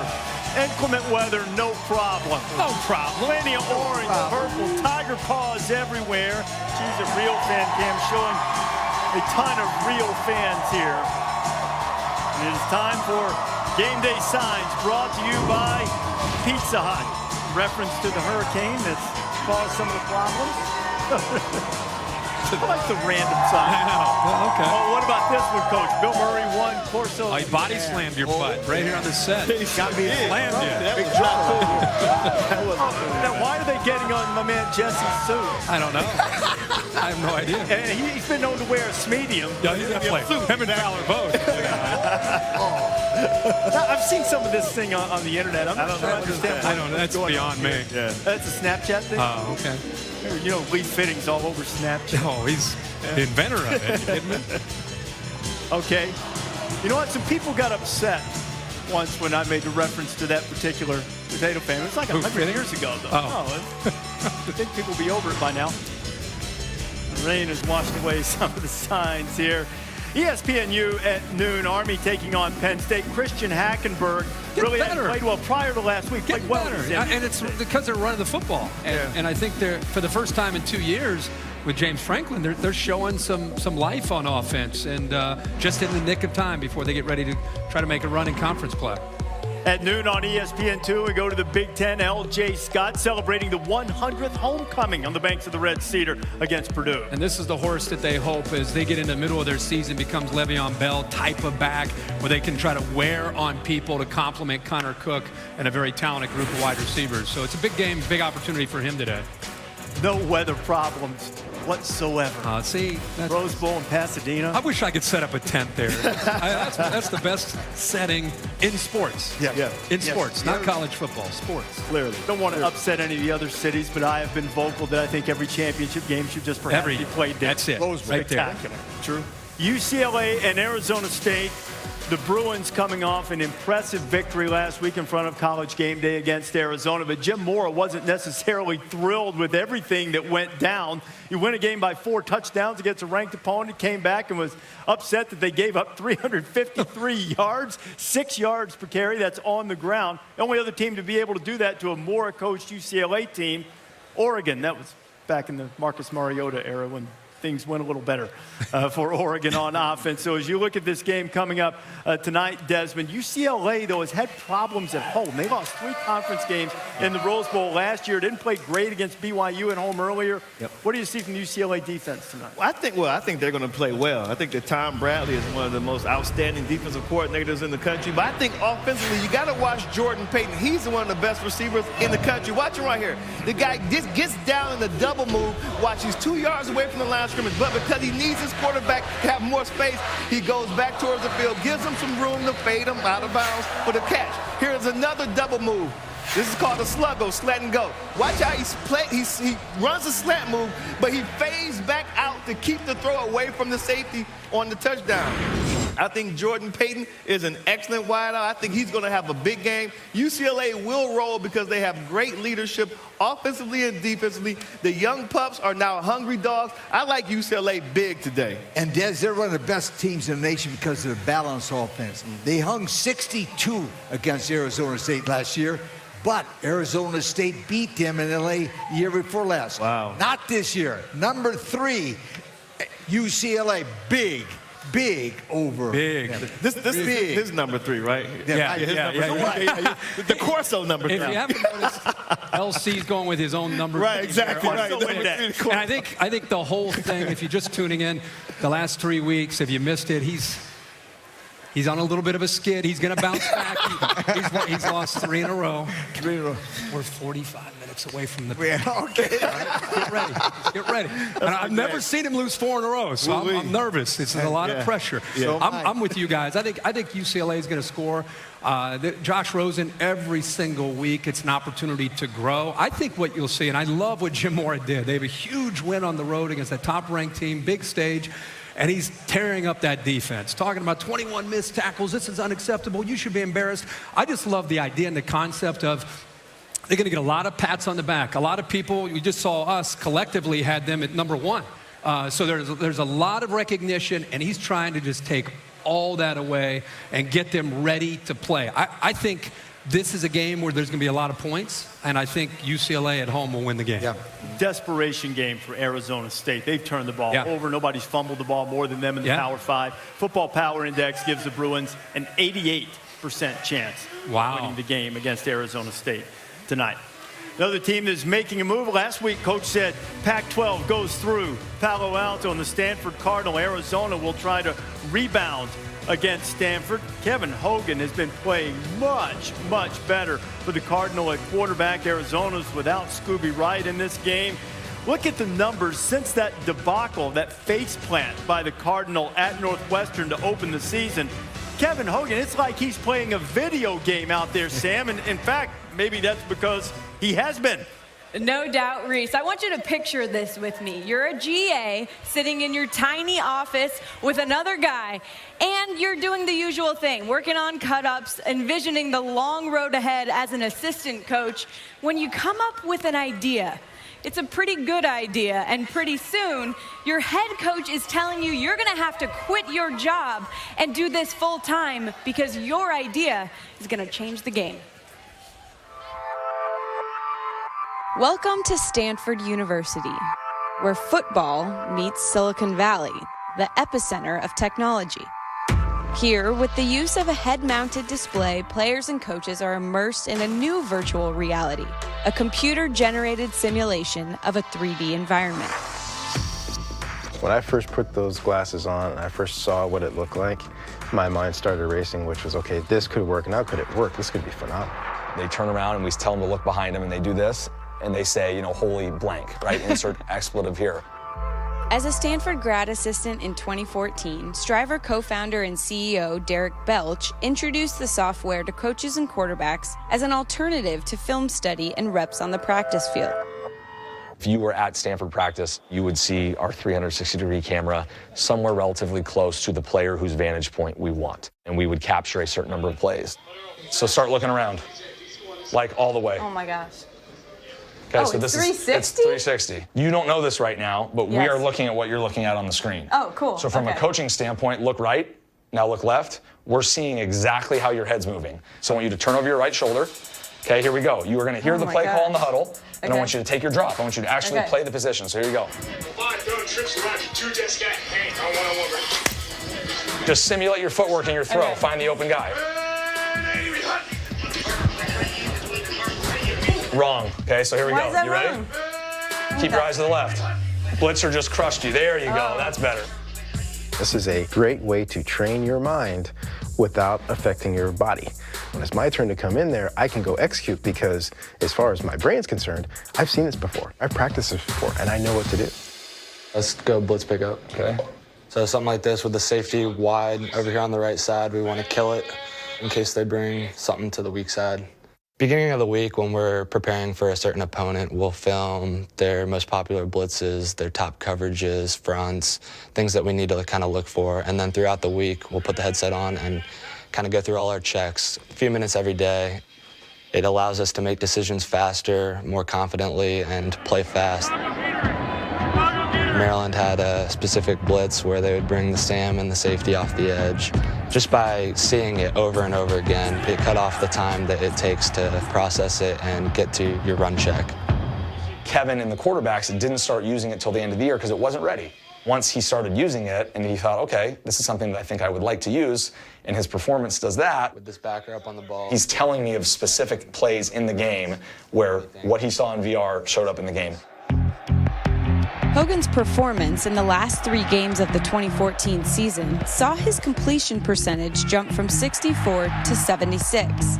And with the trend continuing this season at Stanford, Hogan over the middle, throws to the end zone, touchdown. Virtual reality training is growing in popularity.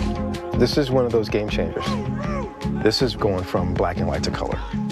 If you don't have it, it's not just taking advantage, you're now at a disadvantage.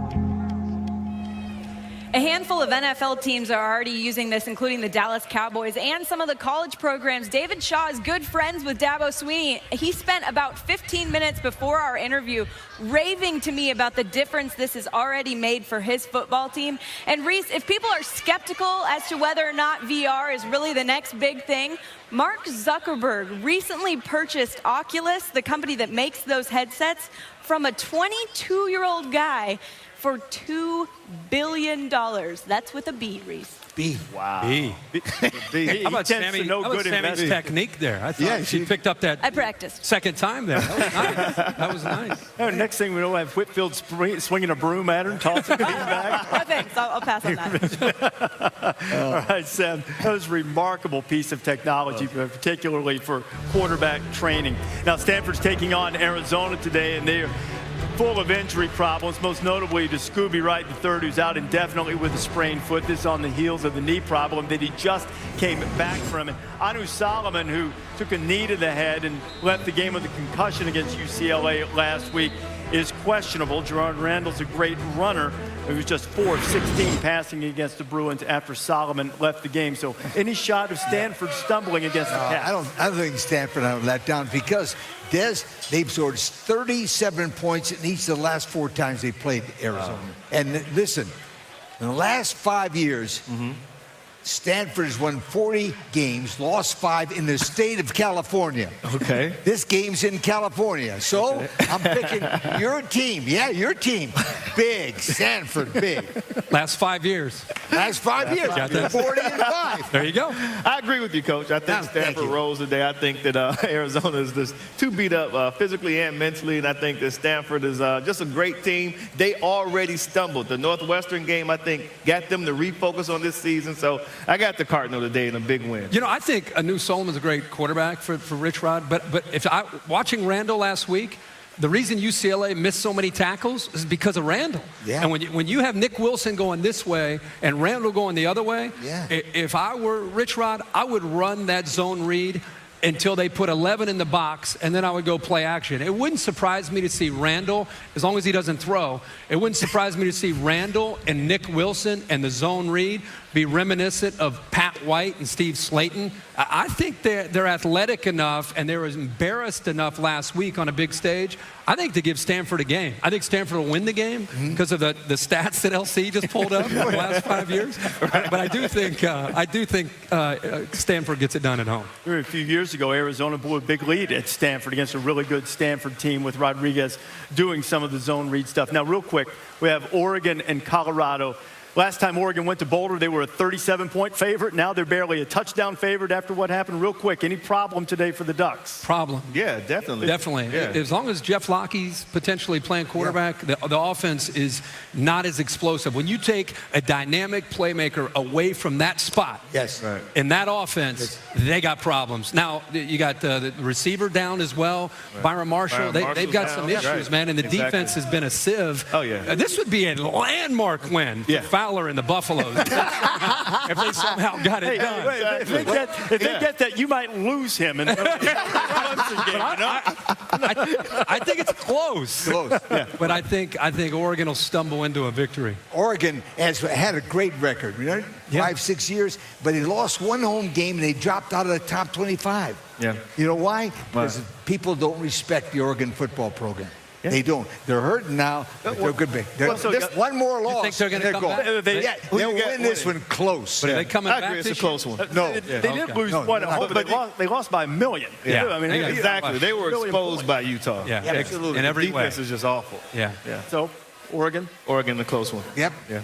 And so the Ducks getting it back together, they hope, on the field, but a really tragic situation in the state of Oregon. Obviously, this touched everybody, both within the sport of college football and outside it. Oregon's wearing decals on the helmets today to honor the victims of the shootings at Umpqua Community College in the state of Oregon. Oregon State is also going to wear these decals, but they're off today as a show of support for those who were wounded or lost their lives in this tragic event at the community college in Oregon on Thursday, and our deepest sympathies to all affected by the shootings. College Game Day, back after this.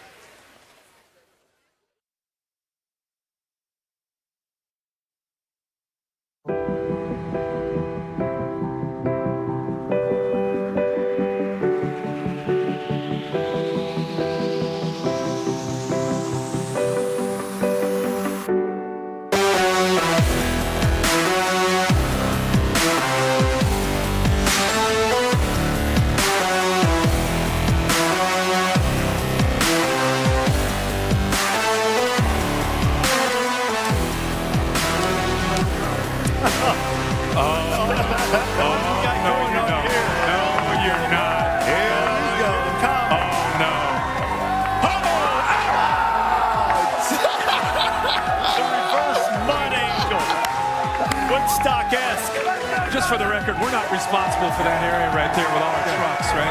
That's all the students doing that today. Yes. How'd you like Nothing to at all. Hey, how'd you like to be his parents? I know, right? Tonight, because of the great drainage system at Memorial Stadium, it will not be a mud bath. Notre Dame and Clemson, Saturday Night Football presented by Wells Fargo, 8 o'clock Eastern on ABC, streaming live on Watch ESPN. You know, in that game, watch for the big play because Notre Dame has lived on it. Already this season, the Irish have 7 touchdowns or 50 yards or longer. That's more than any Brian Kelly coached Notre Dame team has ever had in an entire season. Will Fuller provides them. C.J. Prosise at running back.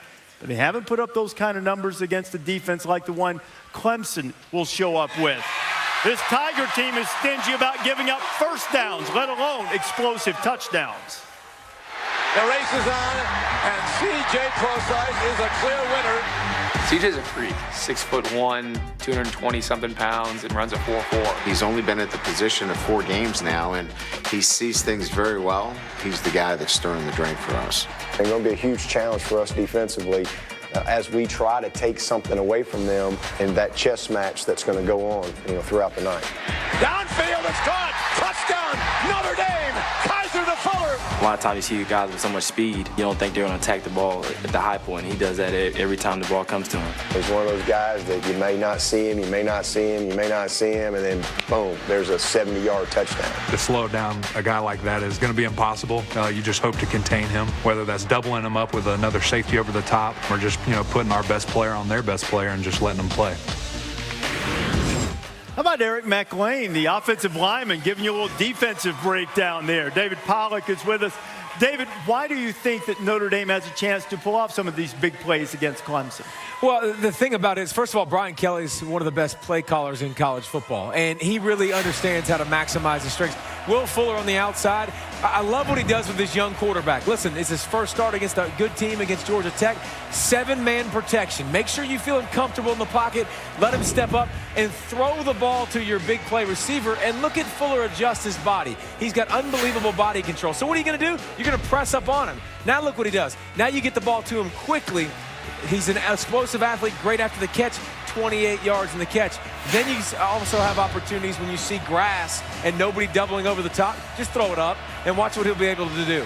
If you talk about making it easy for your young quarterback, if you see number 7 and you see one guy out there, just throw it up to him. I mean, Brian Kelly just does such a great job of making it easy for his quarterbacks. Coach, it makes it hard to defend. Every time you want to press up, they throw it short. Every time one of your sayings, every time they back up, you throw it short. Every time they come up, they throw it deep. Well, one of the main reasons that Notre Dame is undefeated is their offensive line, especially run blocking. They've had 5 200-yard games in a row, and they won them all. They're really great. Now, C.J. Prosise, his 600 yards rushing is the most ever by a Notre Dame player. Say that again. Ever. First Notre Dame player ever to have it.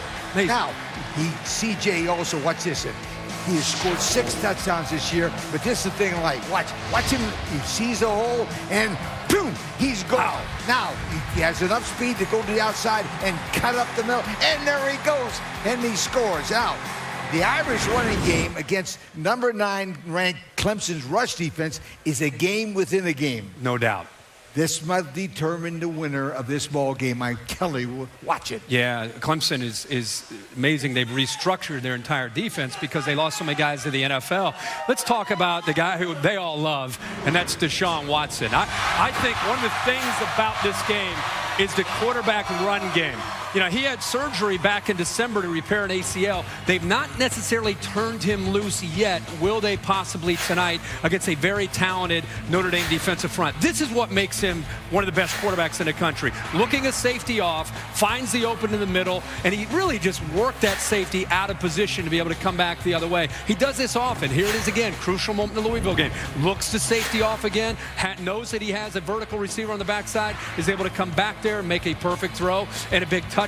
When you talk with the coaches about him, with Dabo and company, they say that his ability to process coverage and make decisions so quickly is what makes him unique. This is a guy who ran the exact same offense in high school. So even though he's still a really young guy, his familiarity with this scheme is what makes him unique. And Des, against this defense tonight, this front is going to get after them. I think it's going to be tough for them to run the ball. Yeah. He's going to have to run tonight. He's also going to have to make great decisions with the football. Yeah, we haven't seen him run a lot thus far, and I think tonight is the night. But going up against this defense to keep them off balance, he's going to have to use his legs. But they have 2 legitimate first-rounders. Look at Jalen Smith. He's a linebacker. Watch how he plays the triple option right here. see how he's shuffling. He's not committing. He's going to make the quarterback commit, and then he goes up and makes the tackle. Textbook play by Jalen Smith. And here he is on the screen. He's so smart and instinctive. Right out the gate, he diagnoses the play. It's a screen. 3 guys are in position to block him. He does not get blocked because he takes great angles to the ball. And how about Sheldon Day in the middle, number 91? Watch this guy. Suddenness, explosiveness. You can't get a cutoff block on Sheldon Day. It's going to take 2 offensive linemen to try to block Sheldon Day. When you watch these guys tonight, trust me, Day and Smith, they're going to jump out at you. They're the type of players that after a game, the opponent's fans are talking about, wow, did you see those 2 guys play? So I can't wait for this matchup. The offensive line, they're going to have to bring their big boy pants tonight because Notre Dame's defense, that front 7 is for real. Yeah, they're real. So we've set it up here for Pollock. David, who's going to win the game, Notre Dame or Clemson? Love when y'all put me out here, near the crowd. Everybody get on. You're right, quick. Let's get them upset. It's never bothered you before. Let me do the Herb Street. Listen, Clemson's great. Yes. Deshaun Watson is a top 10 greatest talent. greatest fans in One America. of the best atmospheres in college football. Now go. But Notre Dame's going to win the game. There you go. I think Notre Dame's offensive line, like Coach talked about, Notre Dame's defense, those in the front 7. I think the weakness that needs to get stronger, needs to continue to get better for Clemson is their offensive line. And I think because of that, because of the wet conditions, I think the Irish continue to win and maybe pop up in that top 4 next week. I've taught the young lad well. Headgear's coming up, not too far away. ABC top of the hour, Trevon Boykin, TCU against Texas. Wait till you hear what Patterson had to say about the Longhorns. We'll get that to you before kickoff. And Connor Cook on Michigan State's homecoming day against Purdue. That's on ESPN2 at noon Eastern time. Only 1 Big Ten conference loss as the starting quarterback as Michigan State gets set to take on Purdue, and Christian Hackenberg is on the U against Army. Now, Hackenberg's going to be without his 2 top running backs, so even more on Hackenberg, who's coming off a solid performance against San Diego State last week. And Smoking Pig, I'm going to tell you, that's as good a barbecue as you'll ever have. Smoking swine. Oh, this is the size. Cheese grits there. You got to dive into those. Let me tell you. Wow. Potatoes? Man, that's not part of my diet. Yeah. The sides set it apart. It smells good, though. It smells great. Yeah. Cheese grits. Cheese grits. I know.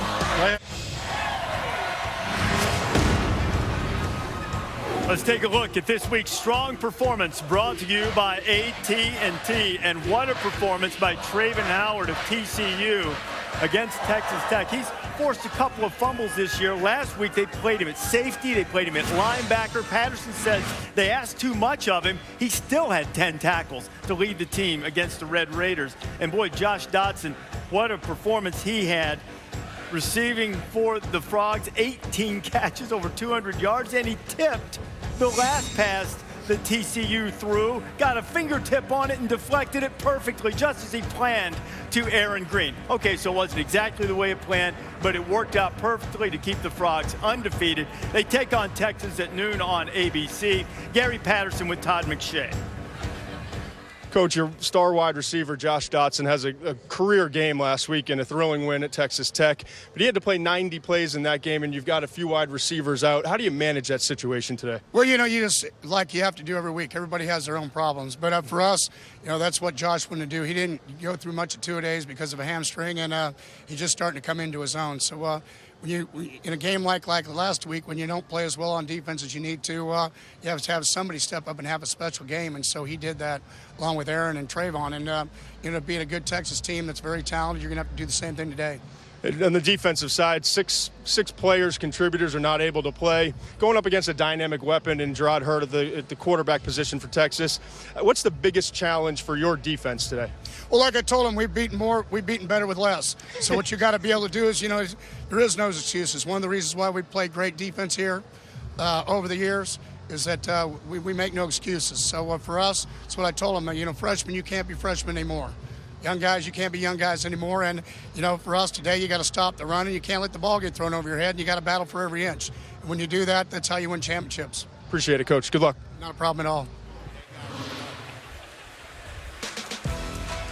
Patterson pretty confident Despite going with some backups, and the offense should be confident because Josh Dotson has been remarkable this year. Well, the offense creates one-on-one opportunities because of the style, and you have a quarterback that can read coverage, and also not only read coverage, he can run the football. And when you're a defense, and Charlie Strong today, you have to decide, are we going to stop him from running in that run game and leave one-on-one opportunities to Dotson and company and let Boykin throw it, or are we going to try to take the pass away? And that's what Boykin's been able to really feel, just so much confidence in this system. He'll find the matchup, and he'll try to attack it today against the Horns. Yeah, and if they try to defend the pass, and Aaron Green will run crazy on him. Aaron, he's a transfer from Nebraska. A guy runs well inside, cuts well. I mean, the guy who, you could put him out there in space, too, in the passing game. He can catch some balls. I think this Aaron Green guy, the sky's the limit for him. He's going to have a big day today. Saved their season last week, maybe. Yeah, he did. Here's the future. Yeah. Texas on defense. Their playmakers are still really young. Malik Jefferson, 29 tackles, second most on the team.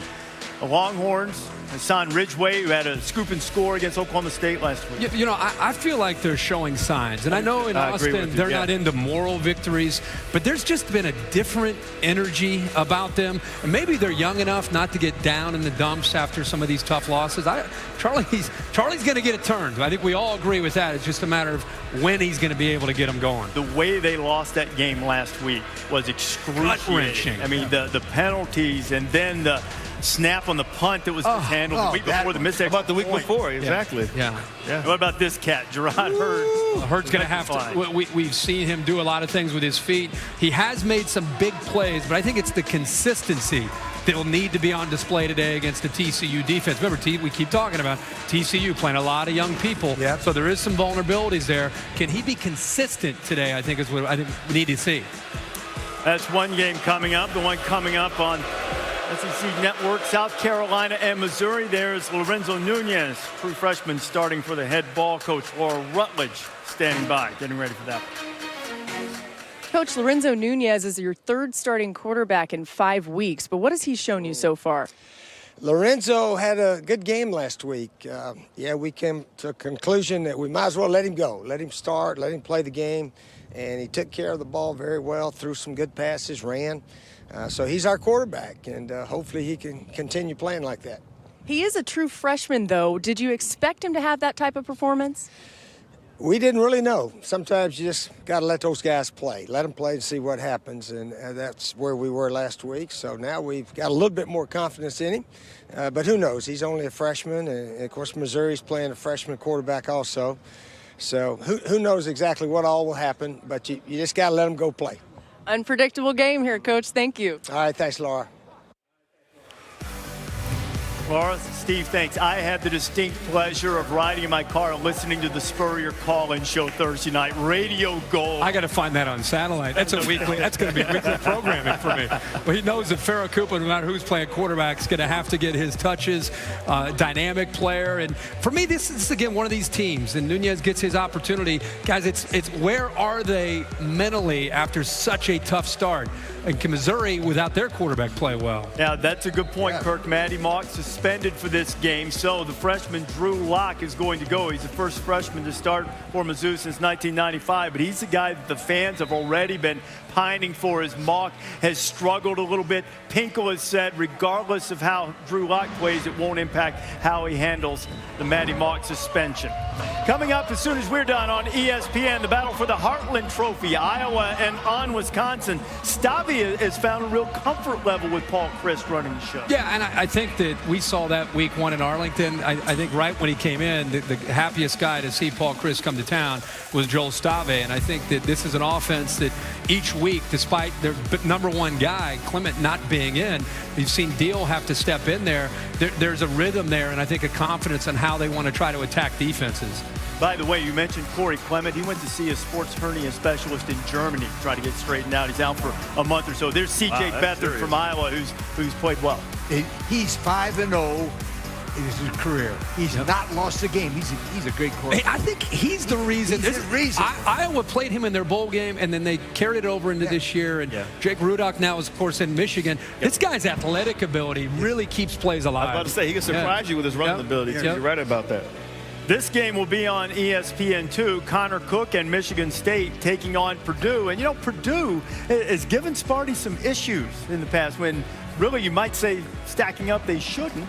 But well, I think they lull them to sleep because they don't respect them. They don't fear them, and they just kind of go through the motions. And then Purdue's trying to salvage their season. This is an opportunity for Michigan State to show, they're legit. Not this week. Longest losing of 2009. Herbie's brought that up too much. I want it turned around this week, okay? You ready? Come on, Coach. And we got a guest picker coming, too. How on this weather-filled Saturday? How about Jim Cantori right in the eye of the storm joining us to make some guest picks? See, Jim already has on his own headgear. Game day signs are delivered by Pizza Hut. Check out this week's Pizza Hut sign up for game day winners. Send us your best signs using hashtag sign up for game day for your chance to win free pizza for a year. College Game Day is built by the Home Depot. More saving, more doing. That's the power of the Home Depot. And in part by Chevrolet. Find new roads. Back here at Clemson, Lee Corso about to make the headgear pick shortly, but the Bears got to fill out his board first here. One more pick for us, Bear. What do you have? Central Michigan gave Michigan State all they can handle, gave Oklahoma State all they can handle, lost the heartbreaker in Irvine down to Syracuse. Cooper Rush and the Chips get the win today. Chippewas. All right, going with Central Michigan, a little action there with the Bear. Look at Herbstreit walking in here. How about this? They got wireless. I was going to say, how do you like this view? This is a great view over here. Let's trade spots next. Hey, what is he doing on that computer over there? I don't know what he's doing. Hey, Herbie, we still got some work to do. Give me a super dog. I'm going with the Buffaloes. Not the Buffaloes. I'm going with Buffalo to upset Bowling Green. This is a football team that plays great defense. By the way, all their skilled players are back against a vulnerable Bowling Green defense. Look out for Buffalo today. I'm going with Illinois over Nebraska. Look, the Cornhuskers started the season off with a Hail Mary pass for a touchdown to lose to BYU, and they still cannot defend the pass. I got Illinois beating Nebraska, Coach. I got Iowa over to Wisconsin and Madison. C.J. Beathard is undefeated in his 5 career starts, and he got him #1 in the Big Ten in red zone scoring. And listen to this. Wisconsin loves to run. The Hawkeyes have not allowed a touchdown run yet. I'm saying SMU over East Carolina. I know the Mustangs lost to James Madison last week, and East Carolina beat Virginia Tech. There's going to be a market correction here. Chad Morris, Clemson offensive coordinator. Yeah. They can score. They're going to win straight up. Now let's take a look at our Saturday selections brought to you by Chevrolet. Anywhere you are. You gotta be kidding me! I'm gonna ride this one out, guys. There's so much Overwatch. You can have your $500 million jackpot, but I'll take this baby.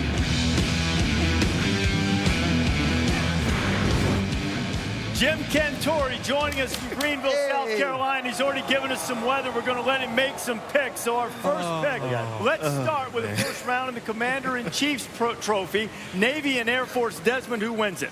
You know, I like Navy, but my brother spent 25 years in the Air Force. Can't go against the family. I got to go Air Force. Jim, what do you have, Navy, Air Force? You see what's behind me here, guys? Big water. The Navy plays in the water. They play hard in the water. I'm going with Navy on this one.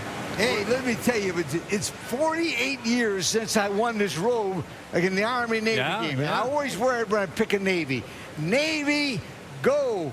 Beat the Air Force. That robe comes in handy with the way Navy's playing right now. Right. You know, I'm going with Navy because of the way they run the football. And Keenan Reynolds, one of the best Navy triple option quarterbacks we've ever seen. Yeah, he'll have a big day today. He's 5 rushing touchdowns away from the FBS record. Next game, go to the Big 12. West Virginia and Oklahoma. Mountaineers defense have shown some improvement this year, but I still like Oklahoma in a close one against the Mountaineers. I'm going Sooners. All right, Jim, amidst that rain, who do you like, West Virginia or Oklahoma? Guys, this was such an easy pick for me because the National Weather Center is in Oklahoma. Done. Oklahoma. Oklahoma's beat Virginia Tech, West Virginia 3 times in a row, make it 4. I think that Oklahoma, this is an opportunity to find out if their defense has really improved. You don't want to get into a game where you have to outscore West Virginia, especially playing at home. I'm going with the Sooners, and I think you'll see more of Samaje Perine in the running game today for Oklahoma. Can I give a quadruple not so fast? No, yes. Yeah. I'm going the other way. Okay. Just there. All right, next game, Texas Tech and Baylor. Baylor, I got Baylor. I think because they have so much balance on offense and their defense is going to be better too. I got Baylor in a close one. Jim, what do you have? Texas Tech, Baylor. They've beaten Texas Tech 4 times. Baylor, done. Hey, that's right. That's a good pick. Baylor, 2 touchdowns and a field goal. Figure that out. 2 touchdowns, they're good cover. I think it's about Baylor's balance. We talked earlier. This team is averaging 380 on the ground. Shock Linwood. And I do think they'll get contested. I think Texas Tech is going to be able to score some points, but I just don't think they can stop Baylor. Nobody stopped Northwestern yet. What about Minnesota? You know, they had a big win over Stanford, obviously, at the beginning of the season. I think that their offense has struggled a little bit. I like Minnesota to beat Northwestern. I got Minnesota, the Gophers. Jim, how about you in the Big Ten? I like Minnesota too, guys, because the state of Minnesota actually issued their first frost advisories of the season last night. That's a great reason. There you go. Double not so fast to these guys. Northwestern defense is terrific. Northwestern beats Minnesota. Triple, because I'm going with Minnesota as well. Triple not so fast. I just think that Minnesota has been one of these teams that people are already beginning to write off. They've not looked that good. This would be an opportunity today to kind of jumpstart them. I think Mitch Leitner's the key playing on the road. SEC Network tonight, Mississippi State, Texas A&M. It's a good matchup for the Aggies defense. I like the Aggies to win this game by at least 10 points. Jim, what do you have between the Bulldogs and Aggies? Mississippi State hasn't won in 113 years. Yeah. Guess what? Tell State. Okay. But most important thing, Mississippi State beat them bad last year. Revenge. Texas A&M wins this one. Triple not so fast, my friends. I'm going with Mississippi State because of their defense, the way they pressure quarterbacks. Manny Diaz is doing a great job with that defense. The other, A&M struggling to take care of their Kyle Allen. Everybody talks about the quarterback and the receivers at A&M, and they're great. But they can't take care of their quarterback today against Mississippi State, and that could cost them. Ole Miss and Florida in the swamp tonight on ESPN. Flu bug sweeping through the Gators locker room. I think too much Ole Miss offense and defense. I got Ole Miss by 14 points. Woo, good one. By 14. Jim Cantore, Ole Miss in Florida. Guys, I'm picking Ole Miss. This is the 10th year anniversary of Hurricane Katrina. My heart is in Mississippi. Okay, Ole Miss, my #1 team in the nation. 3 field goals. Three field goals. Okay, I'm going to say that's 9 points. I got you, Ben. I know. I see Bears board over there. Honestly, I think Florida, despite the flu, I think there's emotion playing at the Swamp. I think this defense is going to keep this football game close. I just don't think the Gators' offense has enough to move the ball against that Ole Miss defense. Close game, low scoring, and Florida will come up a little short. All right, Alabama's run of 72 games as a favorite is over, but most saying it's now a pick-em with Georgia. Who do you pick? I can't believe people think it's a pick-em. I think that Alabama's going to win this game with defense and by running the ball. Derrick Henry will have 2 touchdowns over 150 yards. I have Alabama by 10 points. Jim, we're going to see some rain in Athens. Who do you pick? Listen, guys, they say lightning can't strike twice, okay? Guess what? They say Nick Saban can't lose twice. He will today. Wow. Hey, good pick. Good pick. I'm picking Georgia to upset them. Malcolm Mitchell, the receiver, makes a great player, too. Georgia by 2 points. By 2 points. They are favored technically coming into this game. Exactly. I really feel that this is an opportunity to see Alabama's defense against a very, very good offense that's hitting on all cylinders. I just want to see Grayson Lambert against a defense where they might not be able to run the football. I'm going with Bama on the road to be able to get it done, and I think they'll run the football, be more conservative instead of that hurry-up, breakneck speed offense we've seen from them in recent weeks. And the heavens have opened here in Clemson. Notre Dame and the Tigers play tonight. Both teams were supposed to have significant tests in the month of September, but both the Tiger and the Irish opponents won a grand total of 3 games against FBS opponents so far, and none against the Power 5. Now, that's not taking a shot at the schedule. Both teams are capable. Both have explosive players, but what they need is a bullet point on the resume. every Saturday in Clemson, South Carolina is incredible. Then you throw in the fact that you're playing the winningest program in the history of college football. This is why you play. This is why you go and you want to play college football. They're the games you dream of when you're growing up. What's at stake for us? Just getting that respect, showing the world that we, one of the top teams in the country. Being in a hostile environment where it's just you and your boys, we have to stick together. This is going to be a tough game for us on the road. We're not going to be anointed champions after this game. The college football playoff is in talks. The winner of this game will, ultimately be in the Final Four.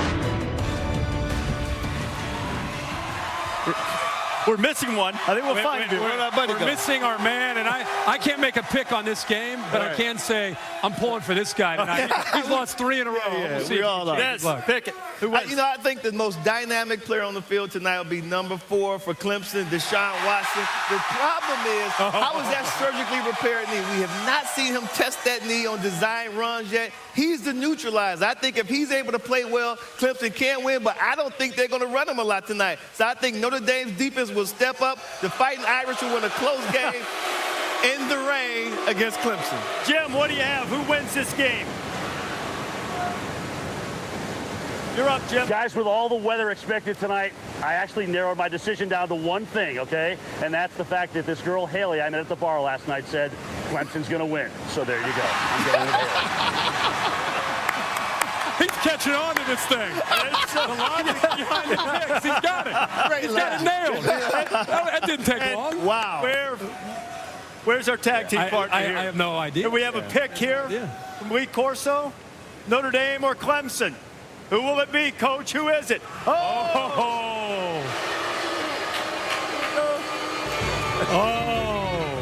Wow.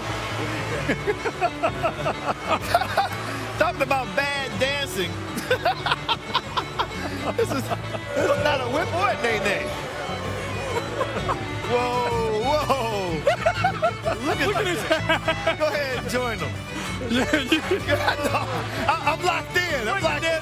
Get her feet out there. Take that. What do you got? There we go. Herbie's not he's just dancing. Don't leave him. Don't lose your brim, Coach. Take it away before Herbie pulls her groin.